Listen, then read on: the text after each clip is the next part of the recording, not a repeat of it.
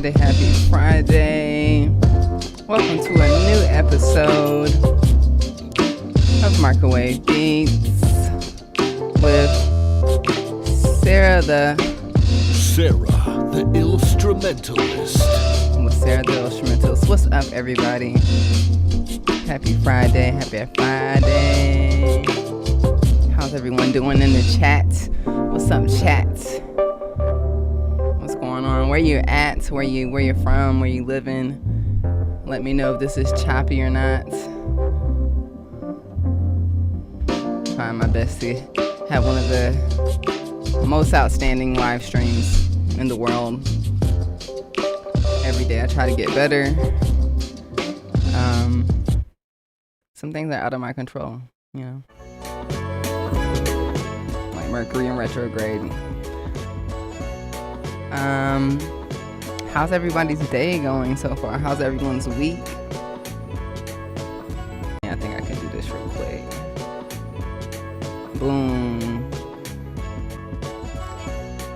Hey y'all, it's Great Friday, yes. It is a wonderful Friday. What's good, Kyle? What's up, how you doing? Got that good quality, breathing in that good ass prana going.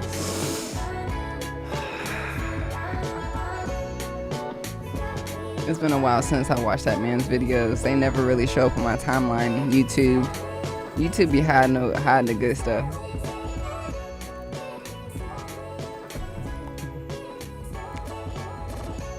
What's up, Charles? How you doing today? How you doing?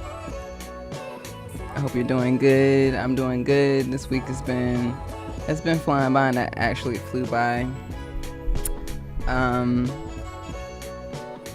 What happened this week? That's crazy. I went to Sony this week. Yeah, I went to Sony this week. Sony has one of the largest campuses or lots in the world where they shoot all their movies. They have like multiple record labels. Like, I'm overwhelmed by, like, every time I go there, I see something new. Cause I've been there 3 times, my 3rd time. And I go into this one building and I'm thinking it's just a cafeteria. But then someone's like, yeah, go inside, there's a lobby. And I look at the lobby and I'm just like, yeah, I'm supposed to go to this event. He's like, which one? And I'm like, I don't know. Is there a bunch of them? He's like, yeah, it's a lot going on here. And then I looked over, there's a huge list, and there's like every freaking record label you can think of. It's in this building. I'm like, they're all here? He's like, yeah. I'm like, yeah, I don't want to go to the wrong floor and give out my business card accidentally. No, don't want to do that. Don't want to do that. But I did run into somebody that I know that works at a record label that signs people to that record label. I happened to walk into them and they happened to know who I was. So I'm just like, and they were like, and they happen to want to hopefully talk to me. Hopefully, I don't know. But I happen to know a lot more about record deals now. I think if you are an artist that doesn't know anything, this is why a lot of people get taken advantage of. But you can get a record deal which will allow you to still own your masters, which is called an exclusive license. So if you look at someone like J. Cole, you go to the bottom of when he releases music, you know, where they have the track list. At the bottom it tells you who released the music. It tells you that it's his corporation, but they gave an exclusive license to whatever label. That's how you do it. And then the whole publishing side, you know, don't sign all your publishing away, you know. Get a couple of publishing deal, maybe an admin deal, so you can keep that composition. Anyways, a lot of people, when they sign deals, they probably decided it's a generic deal and they don't know what to negotiate. So it's important that if you're someone that, so for an example, you're an independent artist, like for an example, me, you're doing everything by yourself and you've maxed out everything that you can do, the labels have more resources. Say if they can get your music, like you can get a billboard, you get on the radio. These are things that you can't do on your own. I mean, you can try. I'm sure you can go buy a billboard. But it's as an artist, it's nice to just focus on being creative. And then also, if you know the business side, you can protect your intellectual property. So, yeah. Anyways, went to Sony because of a whole different thing. Because Sony does so many things. They have something called 360 Reality, which is their spatial audio. So if you guys have heard of Adobe Atmos, this is Sony's version. And what was really cool is that Adobe was there, or Atmos, or whoever. I get them confused. I think it's the same brand. It's just a product. They were there. It was basically like a meetup. They were meeting the creators and the producers and artists, and showing us the 360 reality. And I'm thinking they got beef. I'm thinking it's like Samsung and Apple. But when they said, yeah, shout out to Adobe being here, and I'm like, okay. Because basically what I'm gonna be doing this weekend, or even now, is maybe make a beat, make a song, make a few songs, take the stems, and I'm gonna go back to Sony on Monday or Tuesday or sometime next week, and I'm gonna go basically going to put everything in spatial audio, which means I'm going to put everything in 360 reality, which is basically, instead of putting your music in stereo, which is basically having left and right, spatial is 360. So you can put, your bass down here, your vocals right here, your flute sounds up here, and it actually matches the the frequency, because the low frequencies are usually at the bottom. Or you can do whatever you want. You can have the kick over here, or you can have it automated, and you can have something. Oh snap, it's crazy, y'all. So I'm gonna be basically taking a song. He has the speakers. He has like a 17 speaker room, and I'm going to basically mix in that room, which is going to be dope. But I can also mix in these headphones. These are the Sony MDV. What are these? They have so many different names. Go look it up. I think it's the MDV NV1s or something like that. Let me pull it up. But these are the 360 headphones. Basically, if you have if you pull, let's say you have a track, you have a project, and you have all of your tracks. Basically, the last plugin is you're gonna put the 360 audio on each track, and then you're gonna put it on the master track as well, and then you get to control each track in the app.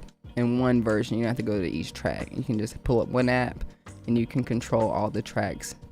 I'll show you guys once I wrap my head around it, but I could basically hear what's going on in these headphones. You may not be able to hear if you don't have these headphones, or there's certain headphones that allow you to do it. And then there's also speakers and all that. It's a new technology, y'all. It's going there. So when you go to movie theaters, they have the spatial audio. So if you're scoring for movies, you want to kind of be ready. And then also, as a producer, as an artist, they are actually requiring you to submit music in spatial audio. So yes. Let me just make sure I say which headphones these are. Sony. Yes, these are the Sony MV1s.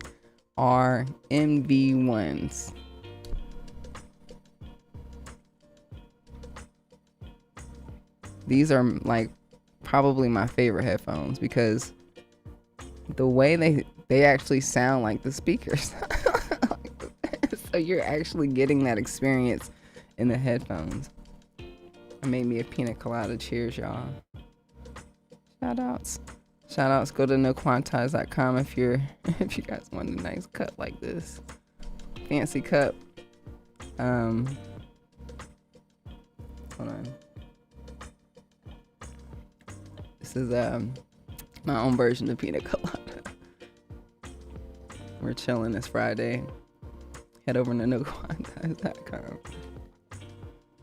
This video is sponsored by noquantize.com. Make sure you get your sound packs, your merch, your courses, your glasses, your classes, and your hoodies, baby. Anyways, back to shameless plug. You know, I gotta do it. But yeah, back to the headphones that I'm using right now. These are the Sony MDV M1 MDR MV1s. Okay, MDR. So the Marina Del Rey's Marvin Vic ones. Okay, that's how we gonna remember it. That's how we gonna remember it. Yeah, the Marina Del Rey's Marvin Vic ones. Go to the 360, so it's about $398. Not too bad for probably one of the best pair of headphones. So I'm gonna explain later on because I have to finish my own experience because I'm gonna make a video about it, because I basically have been learning about this for the past year, but I'm finally doing it, because before I can't even do that machine. I was like, wait, this is too advanced. I didn't go to school. So I went to school to learn the Ableton, to learn Pro Tools, to learn how to mix. So now that I have the basics, the fundamentals, now I can move forward with the spatial audio, because that's like the next level. So, and that's where a lot of money, I'm telling you guys, come here. You guys, I know, but like, what is she talking about? Please, if you like money, you're gonna want to learn about spatial audio. I'm telling you. Okay, Google it, look into it. There's classes. Do it today. I'm telling myself this myself. I'm still catching up with myself. I'm still relearning. I'm catching up with myself what I learned at 1500 right now. So I feel like for me this month is catch up month. But the only new thing that we're gonna do today is make new beats. I'll also release new music on Wednesday, so I'm gonna play those 2 songs real quick. What is everyone saying in the chat? I got Meta Bear with the Infinite Waters, diving deep.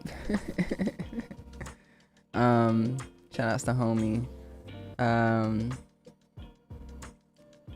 We got Darrell from the Bronx in the house. How you doing, Darrell? How's your week? How's New York? Is it better? Is it feeling like springtime? Because I feel like right now, let me look at it. Now I feel like this should be like the best time to go to New York. But every time I see something about New York, something's going on. But I feel like that's always New York. But it's just like, dang, New York, like y'all got a brand like that. What's going on? You good? You all right? Oh yeah, somebody was they was yelling at somebody about parking. I'm over here. In Cali, we chill. We be like, we already expect parking to be messed up. we gonna spend $25 an hour. Anyways. That community playlist is fire, staying vibing. Thank you, Jason. I actually needed to share that. You guys, I want you to submit new beats to the beat playlist. The submission link is in the description. If you have any beats on Spotify, any new stuff that you released, submit it today, right now, so we can get your music. I'm gonna update the playlist very, very soon. Shout outs to everyone that has submitted. and stop submitting 4 or 5 minute, 6-minute beats. Love you. Wait, how do the new kids do it? I don't know. I'm not sure. I'll be trying to keep up. But they be doing stuff like, was it like this? That's the heart. Tuning in from Chicagoland area, doing well, thanks. Taking a break to enjoy the stream. Thanks, Kyle. What's going on with you in Chicago? How's your day? What are you taking a break from? Taking a break. What's your day been like? What's up, A Major Keys? What you been up to? What's your day been like? I need to understand what y'all's day been like. What's I been up to today? I had made some tacos, and I'm doing a lot of communicating with a lot of people from different countries, so it's like the time differences, but it's getting done. You know, been doing a lot of grown-up stuff, been doing a lot of stuff so I can finally be creative now. So a lot of real life adult stuff, so you know, like paying taxes and investing in retirement and stuff like that. Make sure you set aside some money for the future yourself, people. Anyways, always been thinking of making a financial section of my page for producers. No one talks about it. No one talks about taxes. No one. But it's like a huge thing. Are y'all not paying taxes, or like what's going on? I'm like, please let me know. I need to know if y'all want to know this information as a producer, because everyone talks about making beats and buying shit. They're just like, you're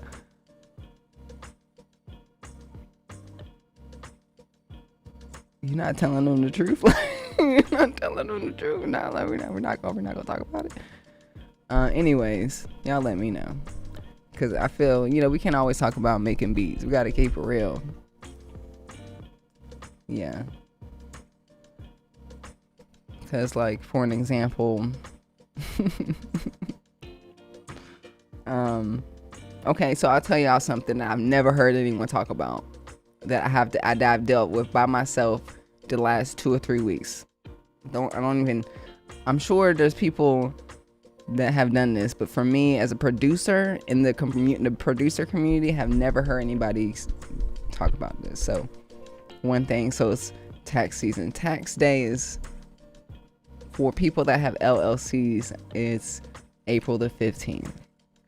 As an independent artist, if you're, or anybody that's contracted, you do have to pay taxes. You have to pay federal taxes. You have to pay state taxes. You have to pay Social Security. You have to pay welfare. I don't know. You have to pay a certain percentage of your money. So essentially, I try to save at least 45% of my income every time I earn something. So when I do receive offers, I know sometimes I'm like, why is she asking for so much? It's like, because Uncle Sam is asking for so much. And you also have to pay health insurance. You have to pay for your own health insurance, which is very expensive. And then so when you do get the tax bill, you have a few things you can try to do to alleviate how much money that you owe, which is like having certain expenses. Some people do that as write-offs, but it's not a full like 100% thing. Like, it's not like when you buy like equipment, it's like you get the money back. No, it doesn't happen like that. But what it does, it reduces the net income, which is what you pay taxes on. And then what you also could do, which this is the thing I've never heard anyone talk about, is basically saving for retirement.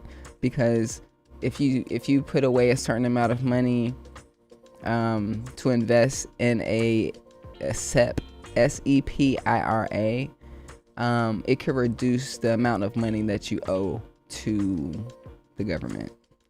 So definitely was presented that to my CPA a few years ago, and I was like, no, I ain't, I ain't doing that. And this year I was just like, yo, what can I do to save some renter's money?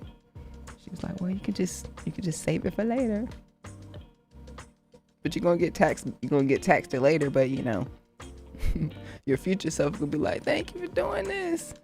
So that's why I'm just gonna spread that little thing. So if you guys ever want me to like make actual videos about those things, gosh darn it, I got a whole list of what videos I make, but I could do that because I feel like no one's really talking about like the beginning, like the foundation. People are getting like, and I also recognize this too, because I start off with 2B making classes, but I want to start at the foundation. Like for music production, I'm literally gonna start with like music theory, and then like getting started with Ableton, and like starting as if like anybody doesn't know anything, you know. But then also there's things like the marketing aspect, but also people don't even know how to like pick up a camera. Like people don't even know how to pick up a camera. We make it look so easy. We're doing this my whole life because I'm a millennial and I just been like doing this my whole life. So like there's like a whole course on content creation I want to create, you know, a whole course on all these things, because there's so many things that make a producer essentially, you know. So, and the other aspect is finances, you know, like, or even starting an LLC, or even talking about corporations and having a trust and having a holding company, because there's like a bunch of, like, if you look, no one talks about it, but I see it. If you go to, let me show you. if you go to Spotify or Apple Music, you go to let's go to J. Cole. Back to J. Cole. He just released, maybe delete later, okay? No one talks about this, I don't know. Y'all can see at the bottom, it says 2024 Cole World Incorporation under exclusive license to Interscope Records. He has a corporation. Some people have holding companies that have corporations that have LLCs under it. I don't want to talk about it. So it's a lot of stuff that goes into it. So anyways, I'm gonna read y'all comments and we're gonna get into it. We got Silent D Productions. Thanks for coming through. Marina Del Rey. Mira Vista One headphones. Oh shit. That's it. Mira Vista headphones. And like Sony is close down the street from all those places, so they must be living. Whoever made these headphones must live close to the actual head of Sony headphones was there from Japan. Like, I don't know what was going on. You be meeting people, you don't know who they is, and then later on you be like, oh, I was hanging out with the head person, vibing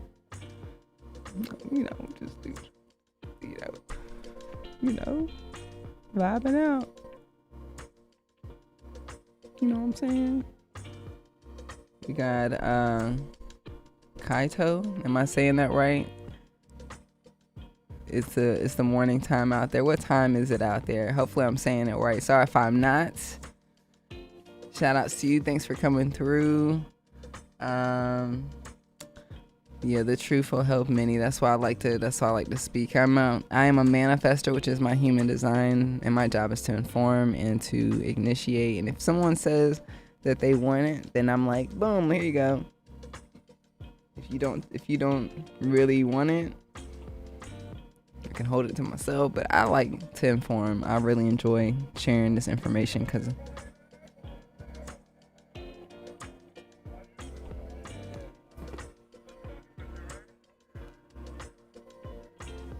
oh, that's my phone. I was like, what's that noise? J. Cole trying to play. Trying to get some copyrights on this YouTube channel. No. No one wants to talk about housekeeping, but it must be done. Exactly. I appreciate you guys telling me, yep, taxes are very, very important. Exactly, because if you don't pay taxes, I mean, there's a lot of examples. We have Wesley Snipes, we got Will Smith, we got Lauryn Hill. So I grew up hearing about those stories. I'm like, as soon as I started getting money, I was just like, all right, don't I gotta do something? I saw a cartoon when I was a kid. You know, the little, what's that cartoon they used to play every Saturday? The old school cartoon. I'm just a bill, you know. I'm pretty sure they had one talking about taxes, so I always remember in the back of my head somebody coming to door to door taking money from people. And I'm just like, wait, everyone gotta pay taxes? And then if I remember going to the dollar store and it's not really $1, you gotta pay $1.06 or something like that growing up. Like, you know.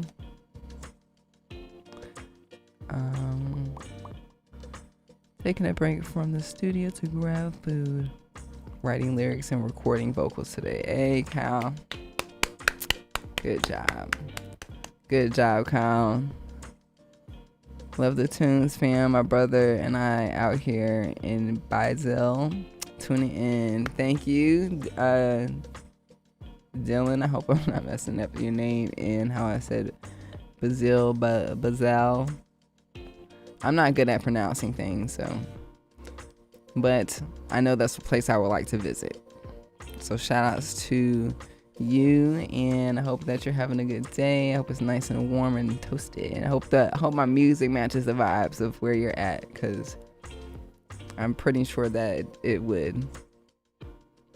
My whole next 2 days are about to be dedicated to taxes. Yep. It's music today, yeah. How my brain works, my brain won't let me make no music before I gotta get my taxes done. Some people are different. Some people wait till the last minute. I started gathering my taxes as soon as I had everything. And it was like, and I'm always like checking my bookkeepings and stuff like that. So like when I finally do taxes, it's like, oh, everything's fine. But then when I do it, it's always something. Nothing, you know, it's just Mercury be retrograding and micrograding. Mercury's in microbraids, so, and it's tax season, so it's like walking in quicksand. Like, oh, gotta be done with this. Sony is the OMGM studios from the 50s. Yes, it is. And it's also the old Columbia. It is crazy, it has so much history. When I walked in, they gave me a tour of like the studios where they filmed a lot of movies, and before they even told us what movies were in this one like sound stage, I was like thinking like, where was the Wizard of Oz made? And then he was like, yeah, this is where the yellow brick road was. I'm like, dang, that's crazy that I felt that before he said it. And then I thought about it. I was like, wait, didn't something bad happen on that show? Is this place haunted? He's like, yeah, man. He's like, yeah, it's haunted. Yeah, that's where that witch burned herself, but that's how we learned about fire precautions. I was like, you know, fire safety. That's how we learned about being safe on the set. She had it's okay. She got a burn business or hair or a skincare business for people. I'm like, okay. Then we go to the other sound stage where they do Wheel of Fortune. He's like, yeah, this one haunted too. This is where they did the poltergeist. And yeah, man, they were using real skeletons, and you know, stuff be happening. We gotta go. Like, oh yeah, this is come here with a medium. That's what I need to do. Come on a tour with a medium to that state, that place. What's up, Cyber LA Rudy? How are you? How's your day? Sarah, who are your top 5 MCs? Dylan. I don't really have top 5 MCs. Really enjoyed Biggie. So good.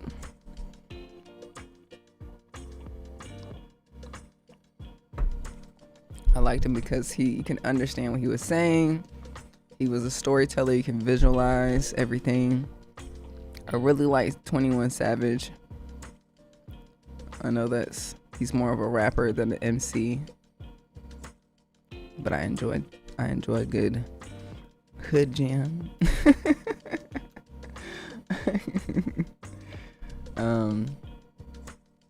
But I don't really have favorites like that when it comes to MCs. DMX is pretty good. Keep going though. DMX is fantastic. Yeah, I keep thinking about it. A lot of crime in New York right now. Stores are leaving. Oh no, that sucks. A lot of stores are leaving out here, but it's because it's hella expensive. Not funny, but it's the truth. It's crazy how many like small businesses are basically like, hey, it's our last day, and I'm like, wait, we love you. We're done. Okay.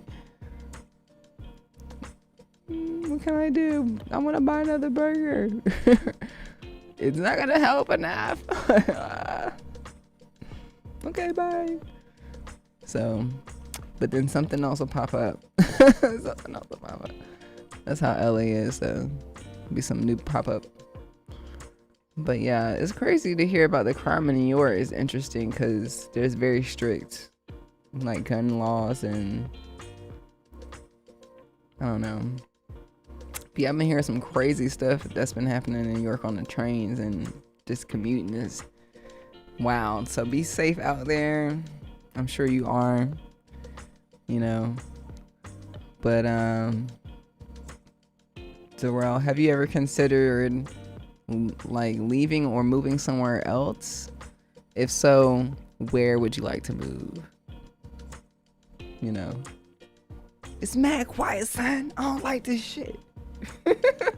Yeah, I don't know. I'm random ass place. Omaha. All the trees or something. I don't know what Omaha look like.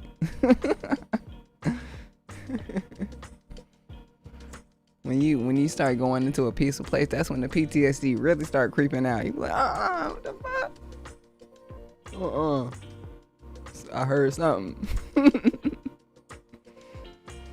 Schoolhouse Rock. Yep, Schoolhouse Rock. That's what it's called. I feel like Schoolhouse Rock taught me about taxes at some point. Why? And they need to show that to kids. They need to. I don't know what's going on with kids. I don't know if they watching that in school anymore. I can't say anything about kids, but Saturday school cartoons were awesome. And Schoolhouse Rock was the shit. Shout out to Schoolhouse Rock. And cartoon educational cartoon kids programming. That's all they needed. That's all kids need. We didn't need all that. We didn't need Dan Strider. I'm sorry. We didn't need him. We could have been fine with Schoolhouse Rock then. The hell is a pickle boy?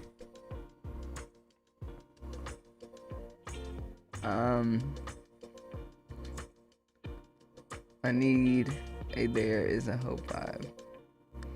We're gonna make some very vibey Afrobeat stuff today. I'm working on an Afrobeat, like a lo-fi hip-hop Afrobeats EP. I've created about 3 songs already. Probably gonna make 1 more, 2 more, maybe 3 more, who knows. I'm enjoying it. I got some instruments here. My SP. That's pretty. Got my Ableton Live, got my microwave, got you, got me, got my pina colada, my no quantized cup.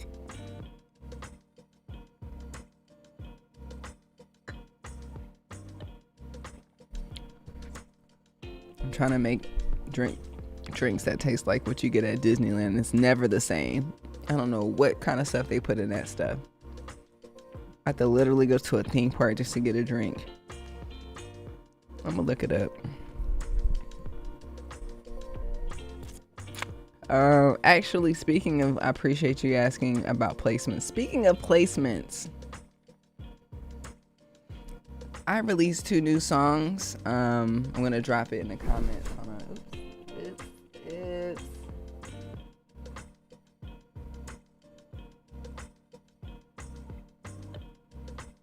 you guys get a chance, please add that to your library. Give it a listen, because these are 2 songs, not just 2 songs I'm releasing. These are 2 different vibes of a song that I've released, but they were tailor-made for the NFL, for sync license placement. So I've had, and I'm in the middle of making this video. It's gonna be posted next week, so stay tuned. I'm gonna talk about how I got my first 3 songs in the NFL, and talk about sync licensing, what that is, what a brief is, the type of license that they asked for. Did they pay me? Did they not pay me? Did they pay me $1 million?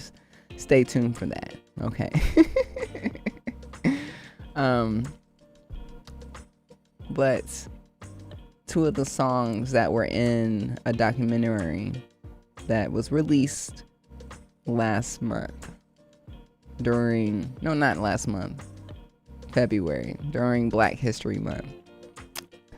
It's called Keep Pushing. It was a documentary about 60 years anniversary of the Civil Rights Movement, and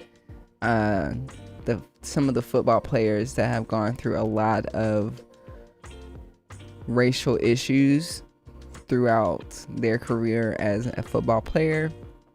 A lot of hard topics. There's a lot of, there have been controversies surrounding the NFL. They talk a lot about it in the documentary. I love how they are very intentional, and they talk about everything. And not only that, the director's Black, the players are all Black, the people that work there, most of them are Black. And I'm talking about the NFL. So it was really nice to work with them. And these 2 songs that I'm about to play, they got placed in the documentary, so they're out. The first one's called Keep Pushing. The second one's called Free. The first one, I'll explain this, and this will be in the YouTube video that'll come out next week. But the first song is what they... Let me take a second. With sync licensing, it can be weird, because you can get a brief, which is basically what a music supervisor sends to you, and it'll give you a description of the project that they're working on, the film, what the mood is, what they need from you as a producer, like what kind of music, and a bunch of terminology for like how long they need it and where it's going to be played and all that stuff. So long story short, when I first got the brief for this documentary, it did say they wanted an Afro beat. So I made and they sent an Afro beat as a reference track. So I made an Afro beat. And then we talked to the director. He said that he wanted an Afrocentric song that that sounds like it's from the 70s. That sounds like it's also like an airplane flying in the air. And if he wanted to get Kendrick Lamar on it, he wish he could, but he can't. So I was just like, well, that's a little different from an Afrobeat.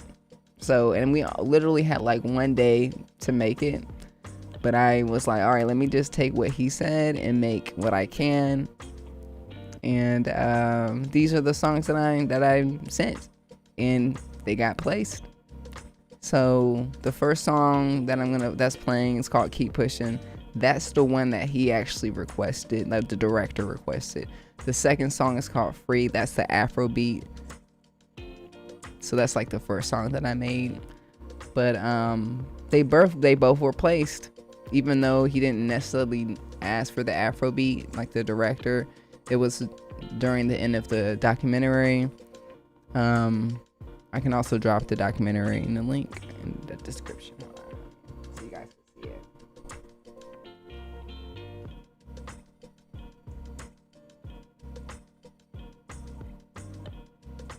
Hold on 1 second.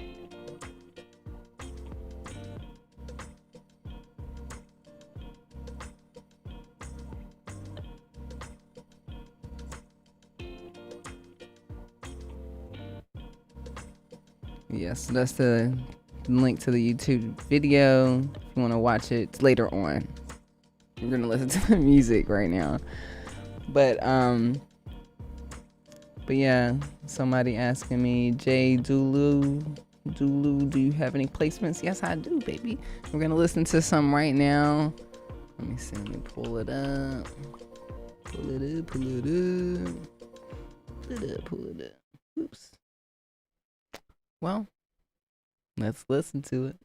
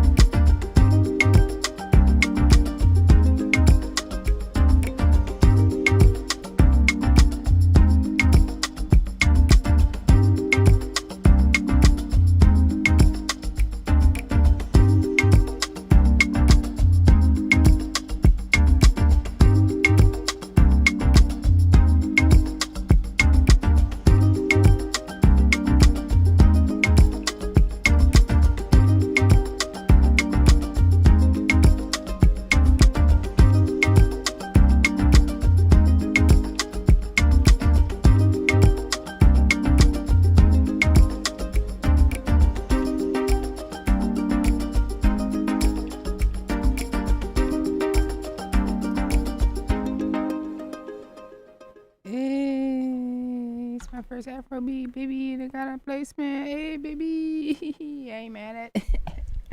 I ain't mad at it, baby. I ain't mad at it. You know what I'm saying? So those were 2 songs that were placed recently on the NFL.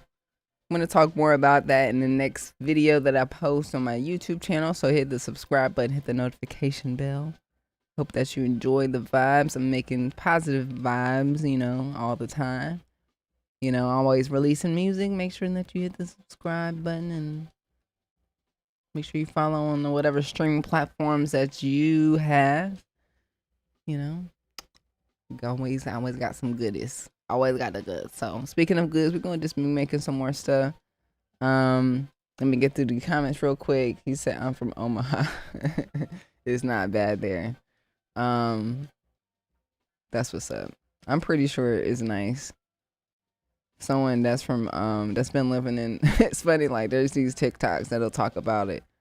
Like how people that live in New York their whole life and then they go live somewhere else in America and they're like, yo, it's mad quiet, son. What a bodega at? Ain't no bodega. Ain't no chopped cheese. Nah, son. Nah, man, I don't like it here. It's mad boring. But nah, I wouldn't. At this point in my life, I feel like I understand why someone would live in the middle of America. All right, I'm done. I'm just gonna go. I'm gonna buy a house and go get some land. I don't want to talk to nobody. I don't want to see nobody. What's up, Fabian? How you doing? How you doing? I want to buy some land in the south, but I'm afraid of snakes. Don't let those snakes.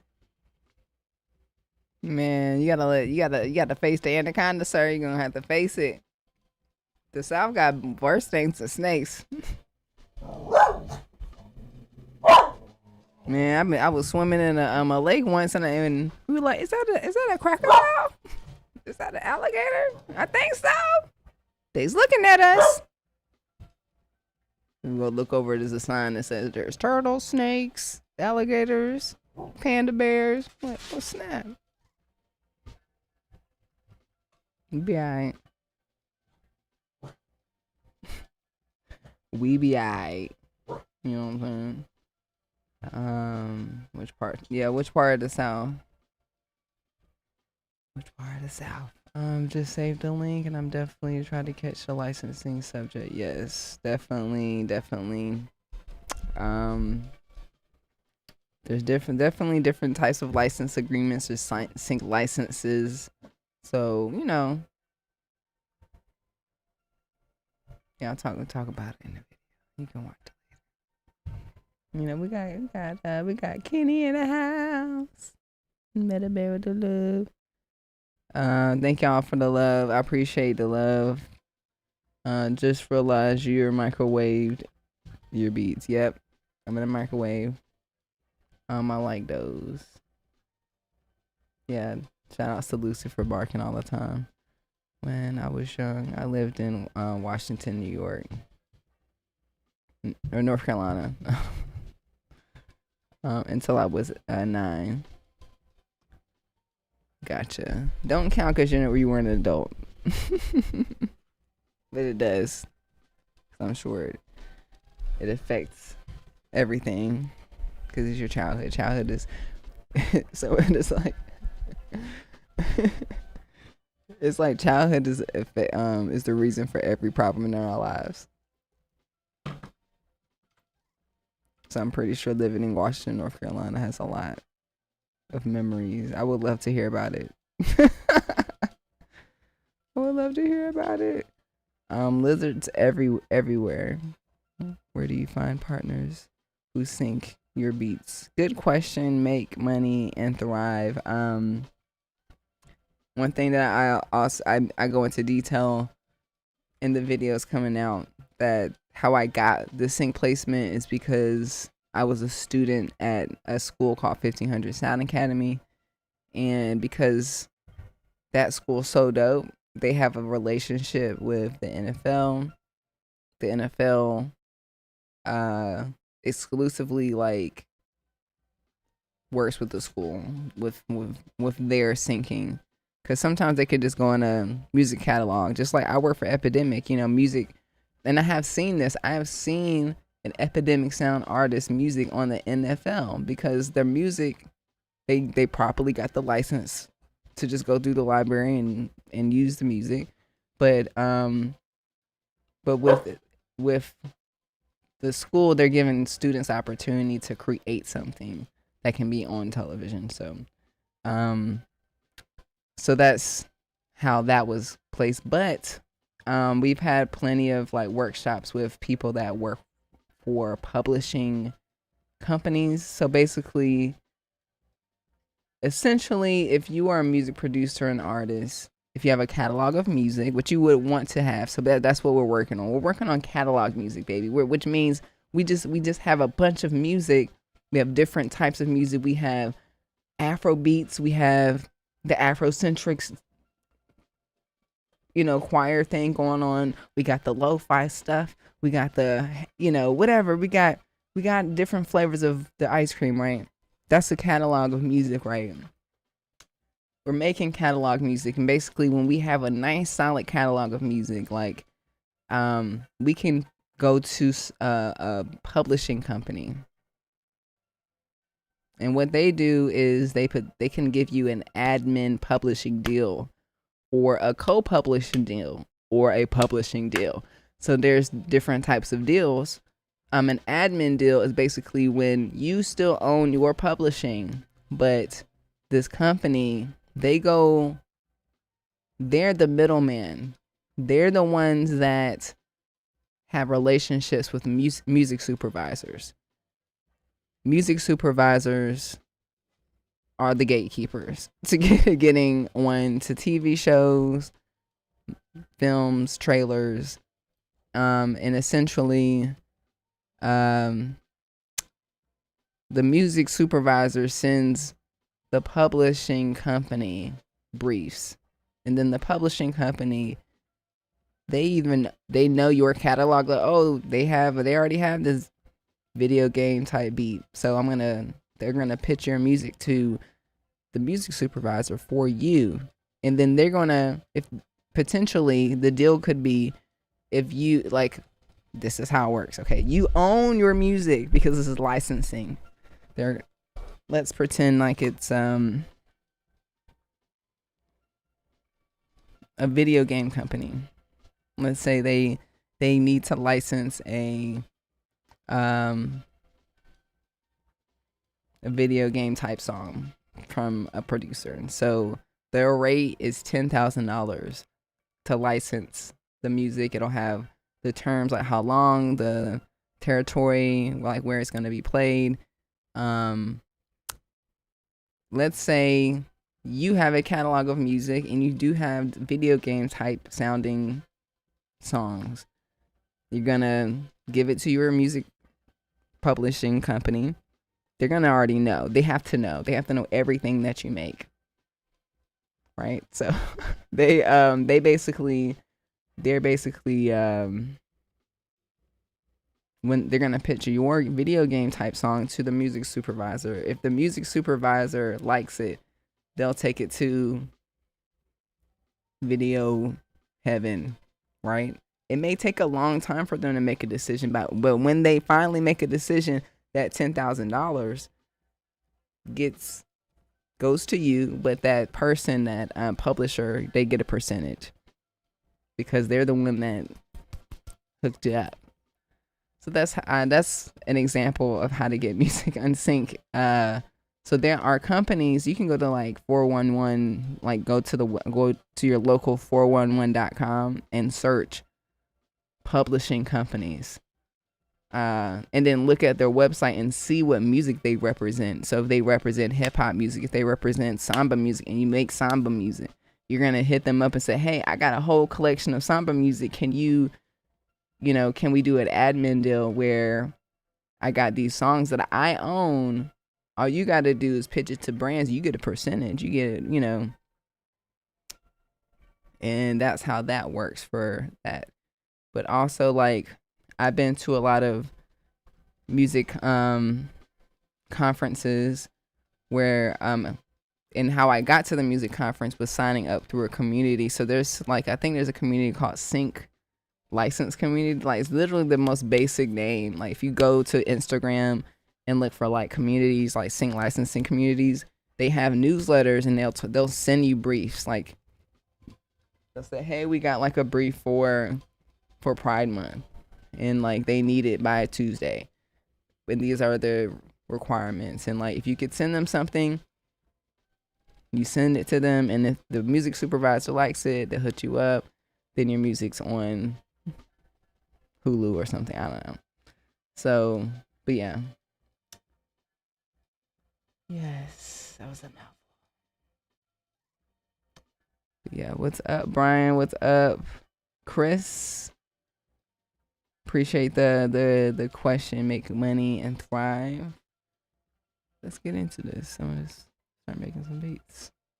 I had pulled up a sample already and like started doing some stuff, but I'm gonna start adding some drums to it. I didn't barely do anything, so, but I have this sample.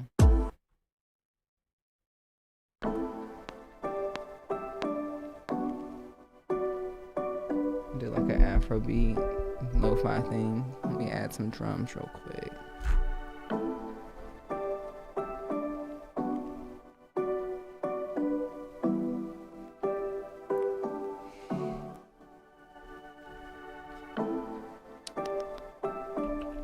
Go through Dusty Drums. Dusty Drums.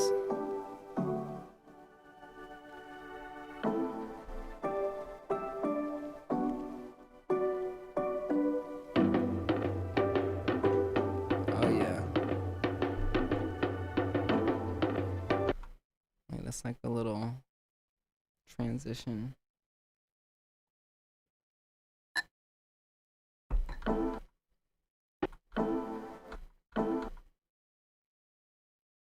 Let me just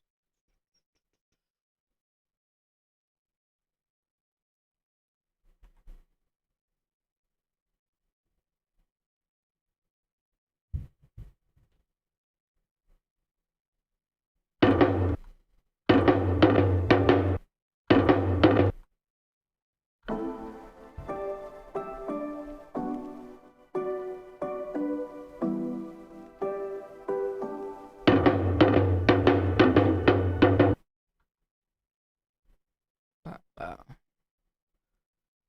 Fix that.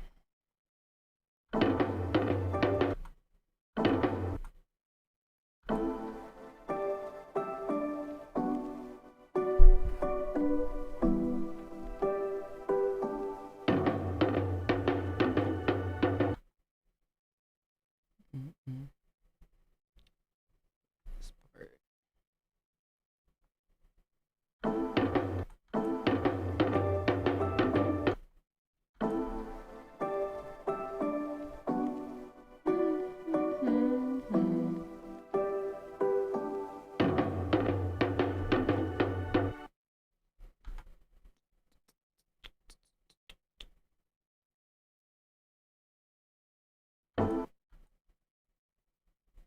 Add some stuff to it there.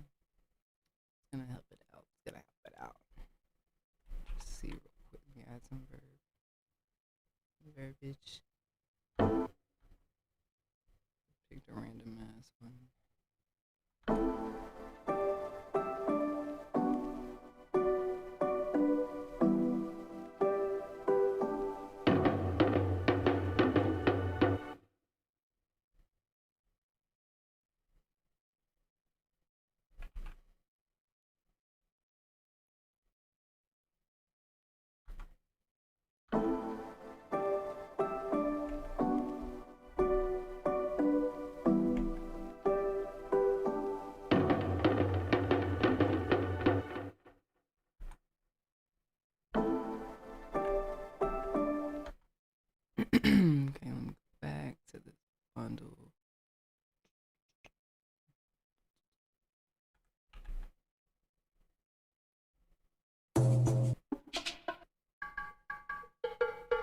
So Dusty Drums Volume 1 is the sound pack that's on, and it's a drum pack at noquantize.com. It has a lot of, wait, where is it? Here it is. Okay, cool. I basically put the sound packs in 2 different bits because some people have old samplers. So some people need the 24 bits file, so I have them organized like that. And then I have I have African percussion loops, I have African percussion one shots, I got boom bap drum loops, I got regular drum breaks, got hi-hat loops, and then one shots, which is like the hi-hats, the kicks, the snare, the toms. Everything's on discount today, so if you guys want to check it out, it's at No Quantize. So a lot of different things to choose from. I'm just gonna go through the African one shots and just mess with stuff. Let's see.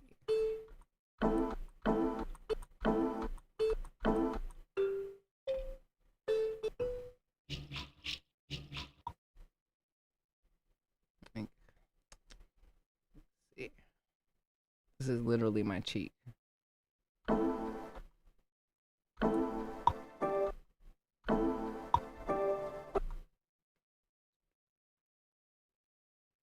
Ooh, my eyeball.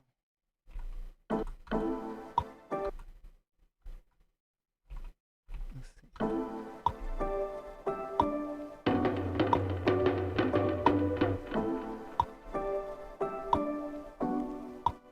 Probably add some automation to it in a second.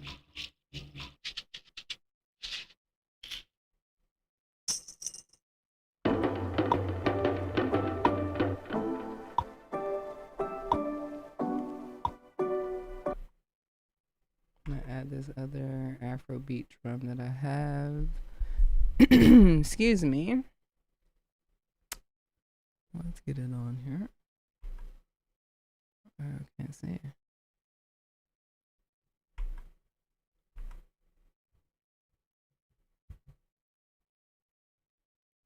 Oops.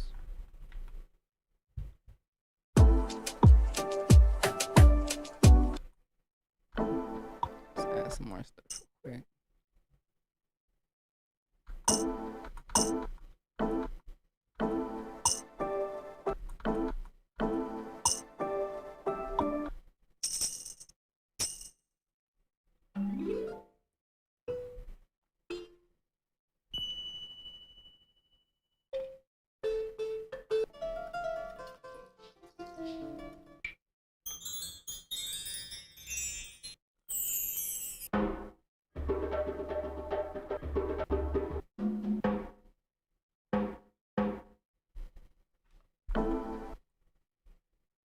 I can pull out.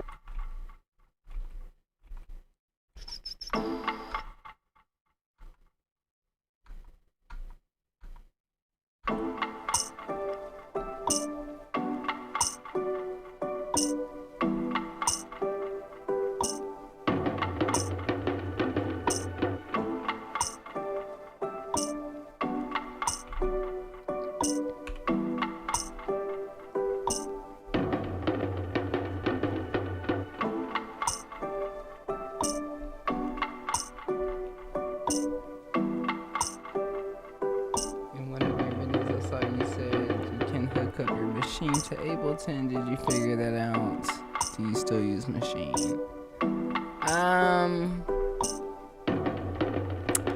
I didn't like, I mean, there's a lot of videos using Ableton and Machine. I don't like the setup. There's like, you can obviously use the Machine as a MIDI controller, but it's just the pads.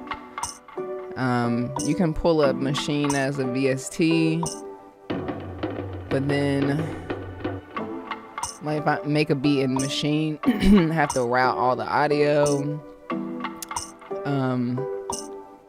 It's just very complicated. And then,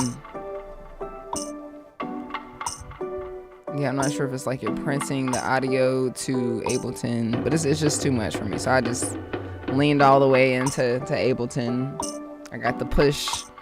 I know how to get to my expansions via battery, via contact. So I'm still using a lot of native instrument stuff. So like for an example, I really love using a lot of contact or complete. So if I go here,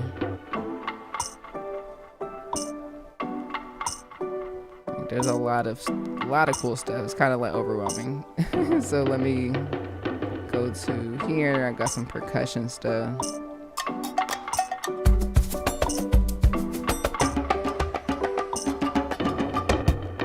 Let me grab it.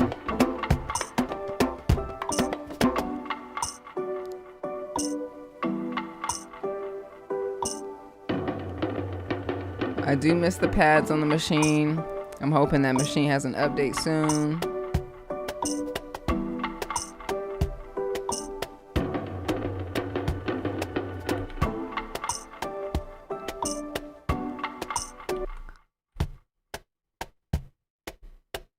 Got nice, they've been coming out with a lot of cool VSTs and basically giving everybody some love, like not just Machine, like, but I hope that they come out with a solid update that's, I mean, everyone has stem separation now, so or some type of really cool thing that's like, oh, you know.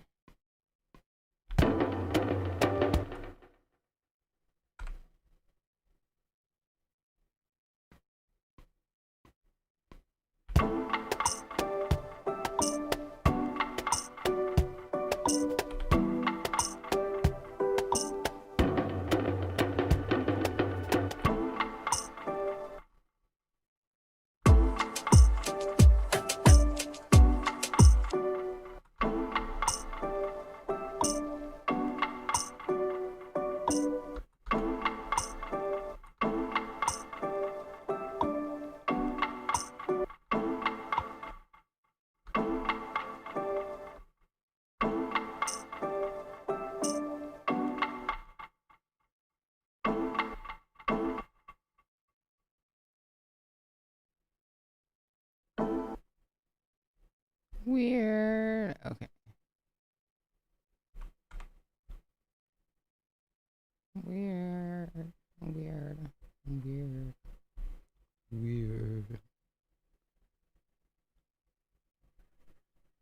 just do it over again.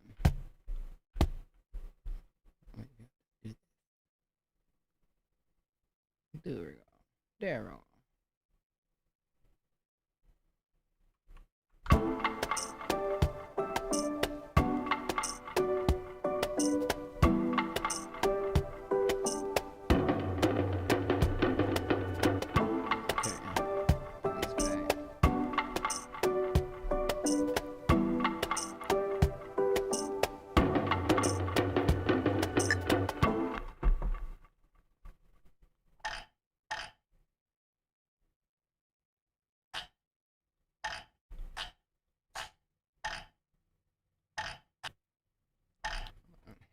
Do this.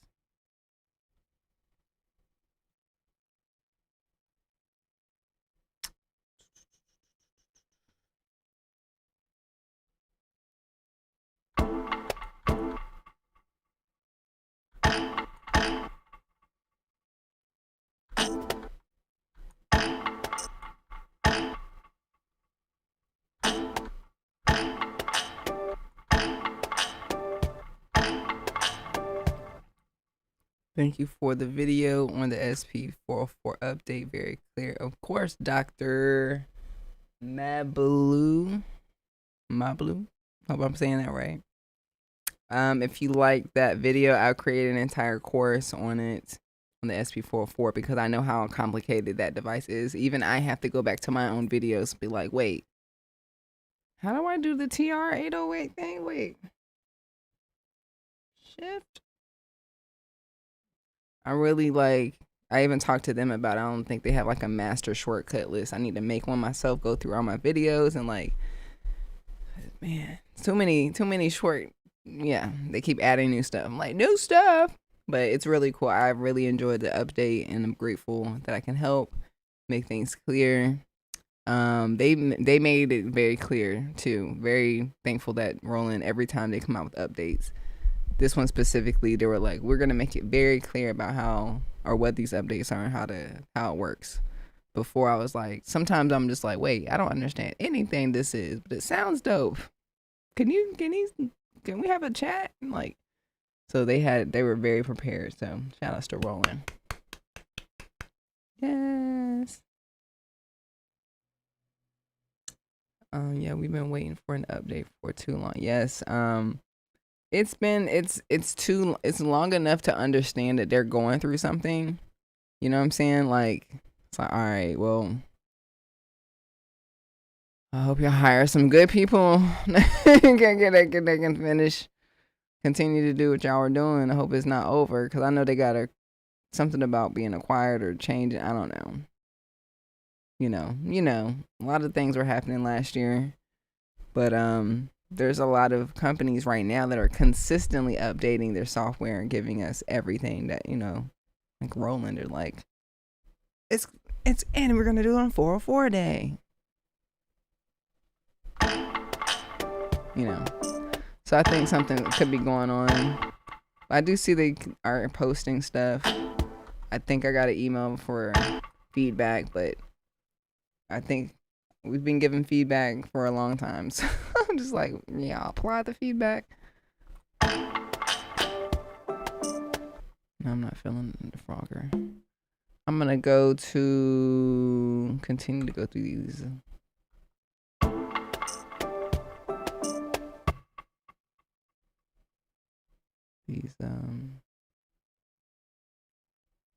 Contact. So many cool things. They even have like a West African VST, but this is cool too. The session percussionist.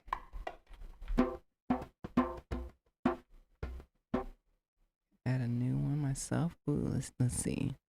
Got Clives. Ooh.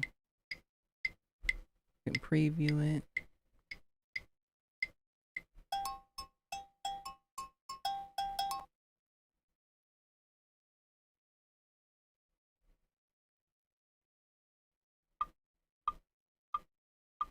Let's see what the shakers are like.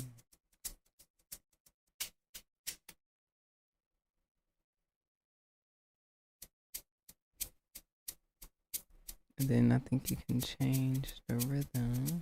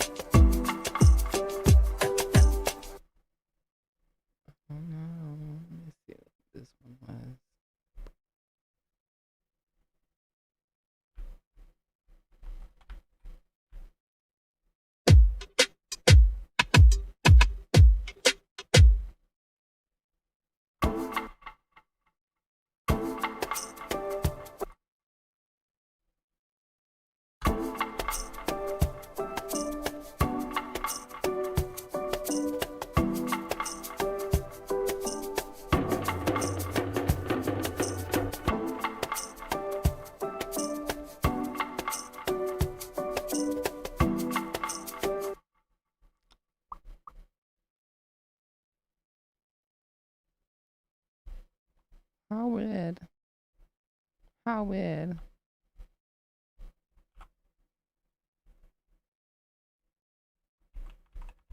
Okay, let me try. I got other patterns I need to make real quick. I'm trying to figure out if I like this drum pattern, if I should try another one.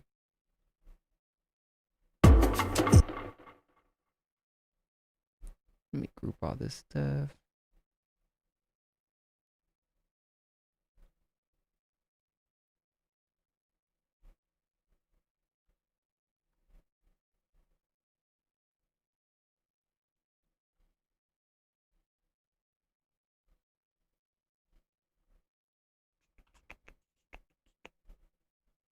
The drums.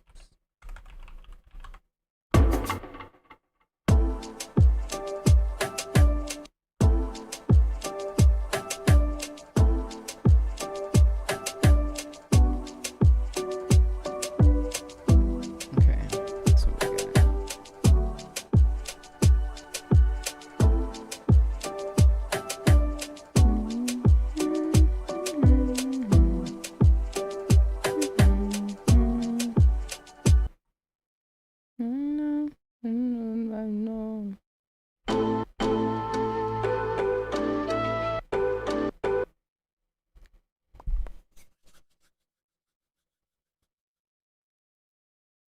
Any discount code for the 404 course?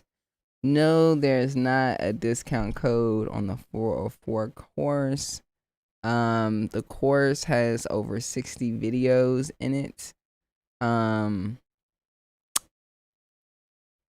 That is mainly extremely exclusive to just the course. Like a lot of it's not on my YouTube channel.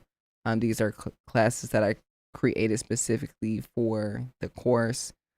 And yeah, I would say get it now before that actually goes up. So it may go up soon. So because there's so much content in it, the other courses are probably going to go up. Everything goes up. But no discount on the courses. The only discount that I do have is on the website, you know, when it comes to the merch to sound packs.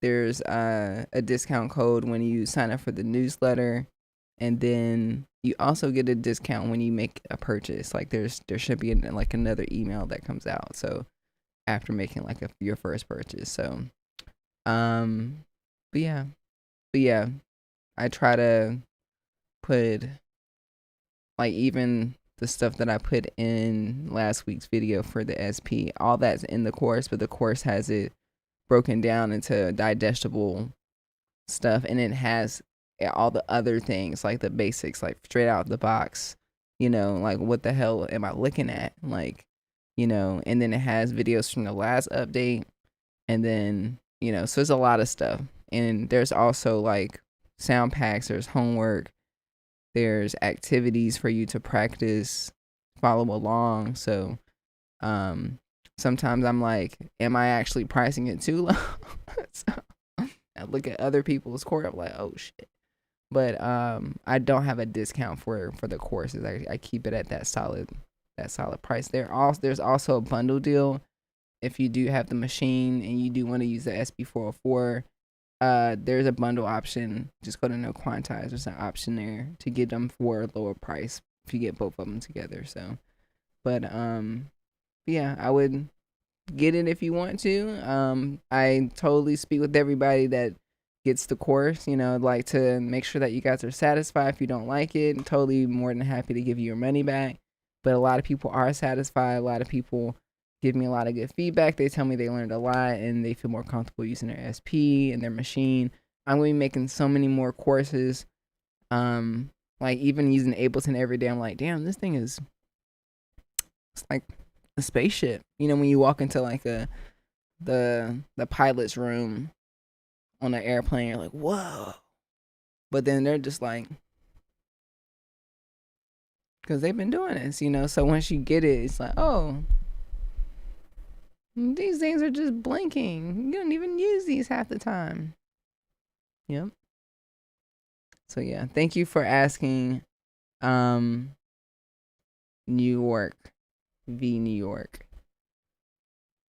But yeah, the whole video that I put out last week, I put it all. It's not like I took some of it and put it on YouTube. I put the whole thing on YouTube. So try to give people a good quality content if they can't even get the course, you know. So and it has some markers on there. So if you want to go through the timeline and all that stuff. But I'm never going to put the whole course on YouTube. That's oversaturation. Who wants to learn how to load a sample into SP4? I mean, there are videos on YouTube that do that. But if you want it all in one place, it'll be you know, at my Teachable Hub, which has all my courses and stuff like that. So yeah, thanks for asking. Yeah, it's super intimidating. It's you know, but it's great. Like, I feel like you need to pick like the one thing that you want to do on it. So if you like, okay, I just want to play my music at live shows, I'm going to master that. Or I want to learn how to loop. I want to be the best looper in the world.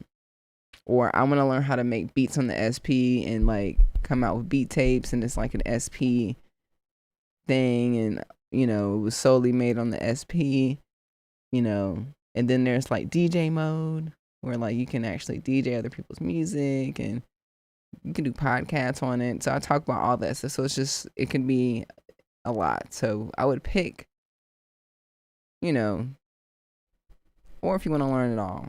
I think it's great when you learn it all, because then you get to really choose what you want to do. Because the buttons that you have, they're super important to know. But yeah, anyways, working on this beat. Got other chops that I could chop up with the sample. Very basic, very basic, very basic. But I got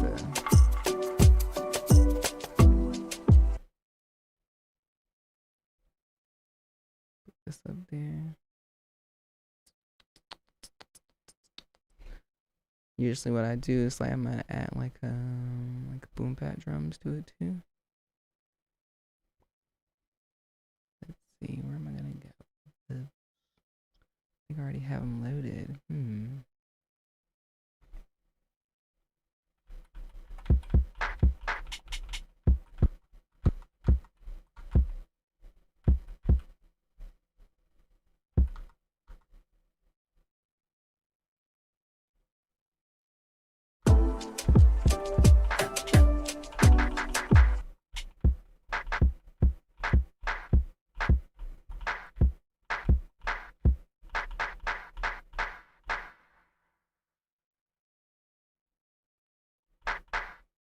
What's this?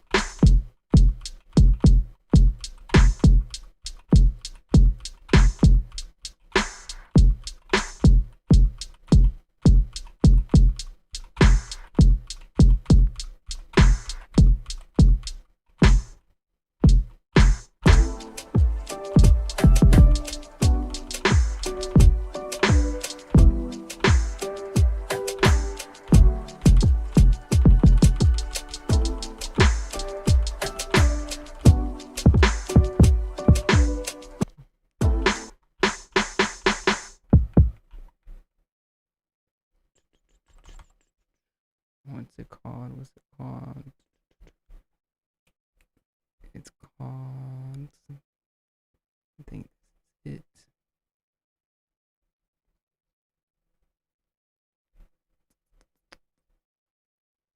Let's try it.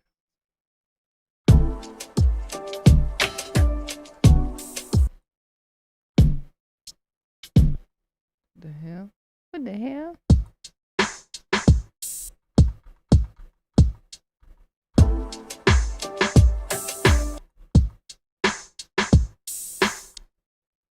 What the hell?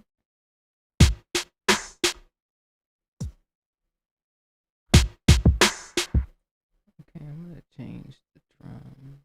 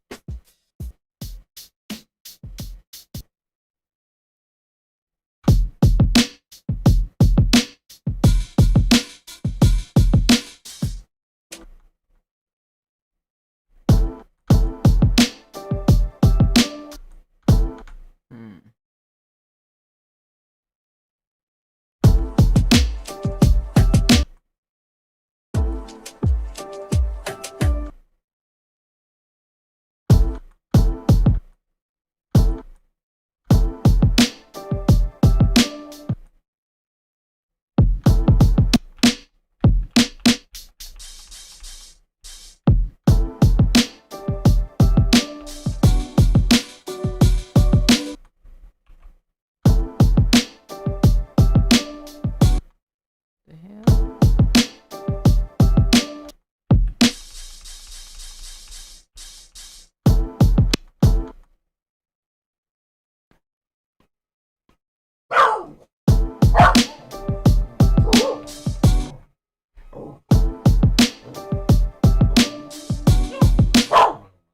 Lucy, please. Jeez.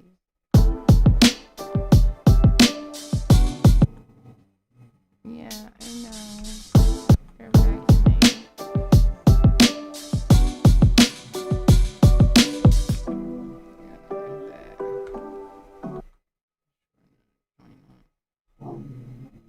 I know.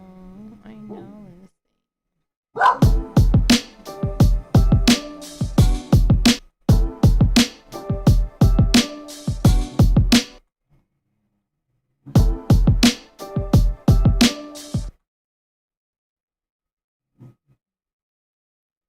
How dare they vacuum outside our door?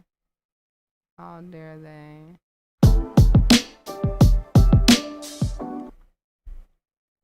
How dare they, SpongeBob? It sounds like an Asian song now. It's not supposed to be. It's the drum. I gotta put the Afro drums back in.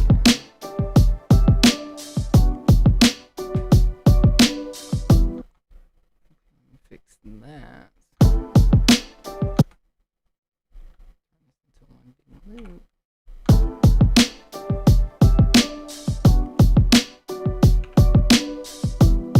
Aw, shucks.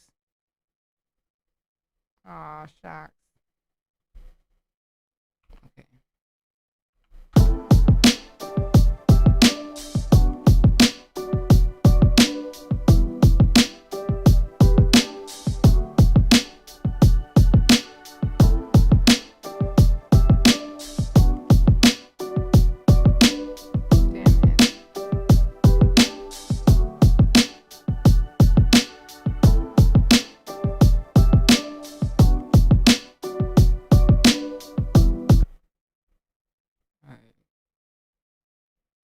To move forward with the sample though.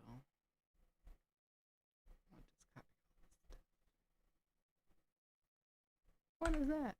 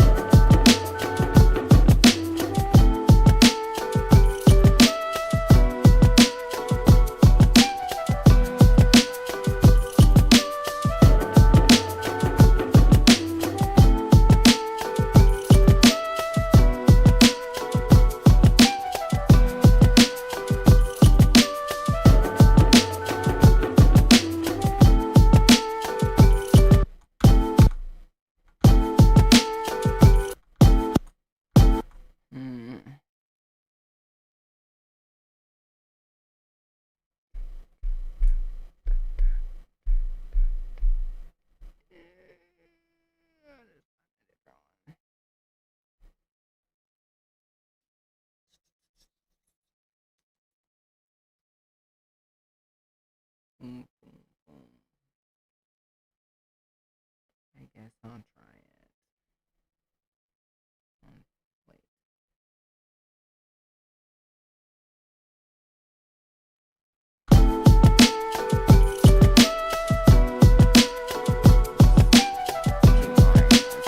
going. The hell?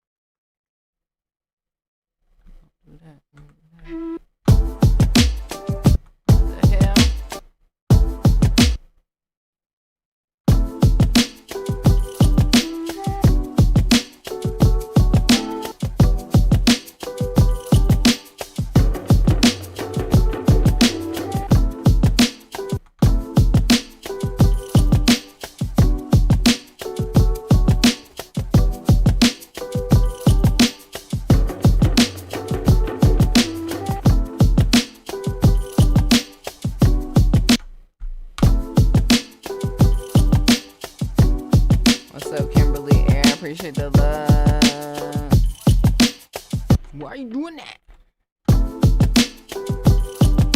Ableton doing weird stuff. You know, you got to yell at it a couple of times.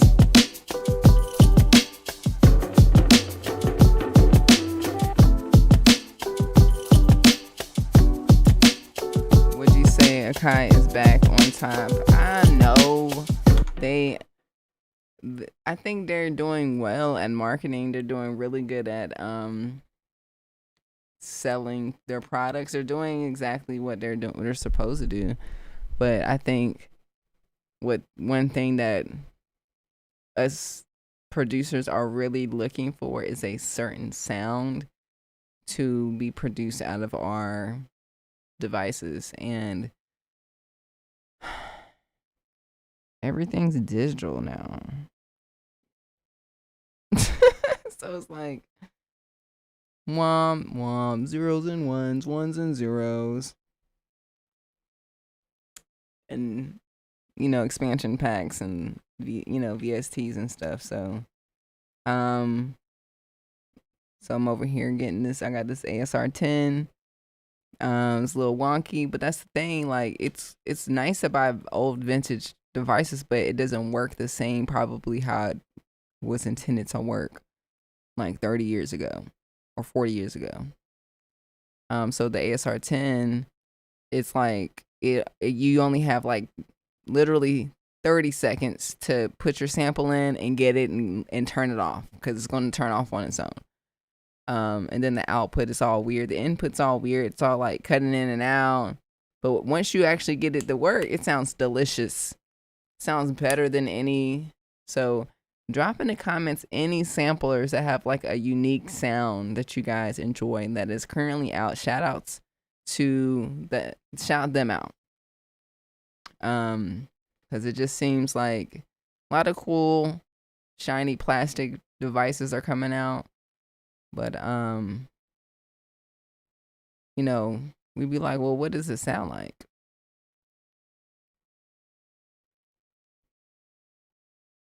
Gear is what it is, nostalgic but not necessary. Yeah, it depends on who you are, Brian, and what music you make. Like I said, some people they like a certain sound, and you can hear a difference. You can hear a difference in certain producers' music. I don't know if you can tell. I can tell. As soon as one certain producer comes on, I'm like, oh yeah, they use vintage gear. I could hear it. It is so warm and thick. Whatever compressor saturator they put on there, delicious. But of course, there's things you can emulate in VSTs, but yeah, the new devices they're cool.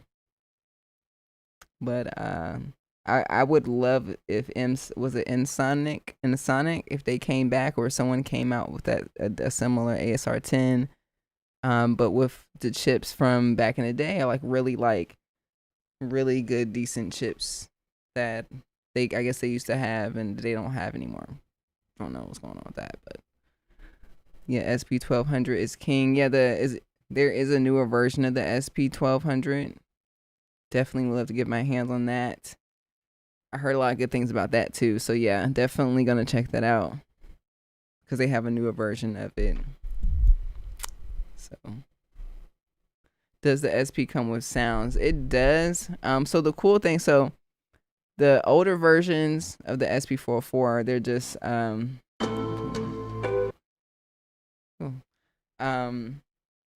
it's just a sampler. The newest one, it has like a whole bank full of like preloaded sounds that the Roland team gives you, so you can like mess around with their sounds and see how the pattern sequencer works and all that stuff. But then you can get out of that and it's blank, and you can load your own samples. They do have a sound generator now. It's like a little synthesizer. Check out my last YouTube video about the SP404. It's called the sound generator. There's like a little timestamp for that, so you could see how it works. It's very limited, but you can make bass sounds. You can make, certain frequencies. But you're gonna load up your own samples onto the SP, and you can use Koala now, which means you can basically use your iPad, which essentially is like unlimited sounds, right? So you can screenshot anything like this YouTube video and load it in the Koala. Now it's in your SP. So a lot of cool things you can do. Really dope update, Roland. You did that shit.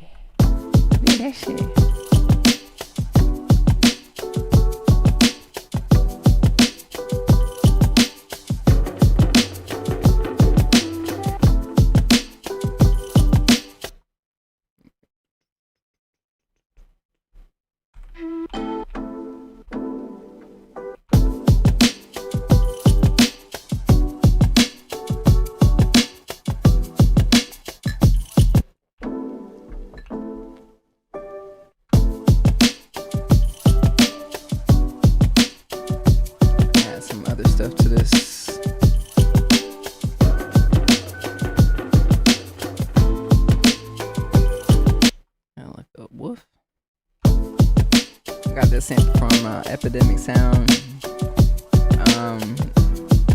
Just so you guys know where it came from.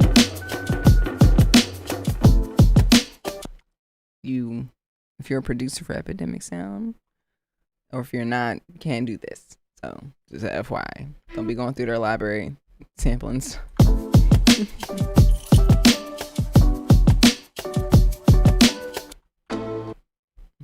through the chops that I have.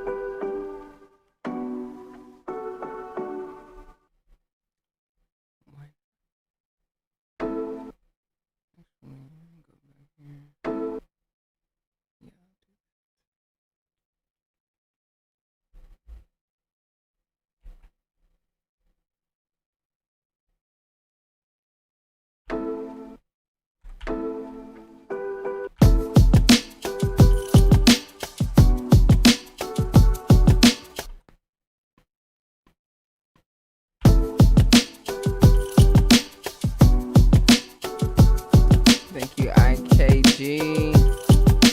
Appreciate the love, Silent D Productions. Just chopping up the sample. Doing it a little differently today.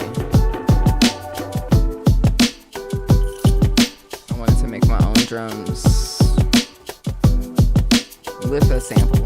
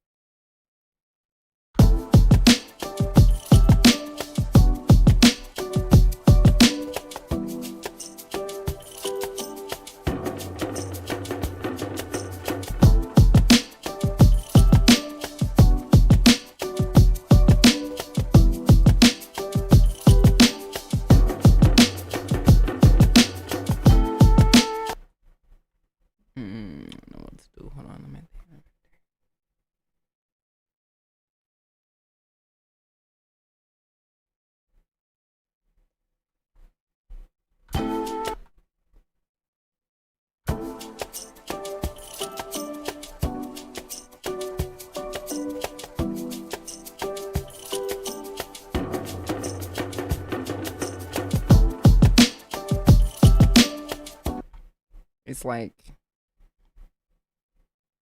we're on a safari, but then we got Kango hats on. And we got Adidas outfits on or something. I don't know. That's the vibe. We're manifesting a trip to Africa, y'all. That's what we're doing. What part of Africa are we going to? Hell, we're going to Nigeria,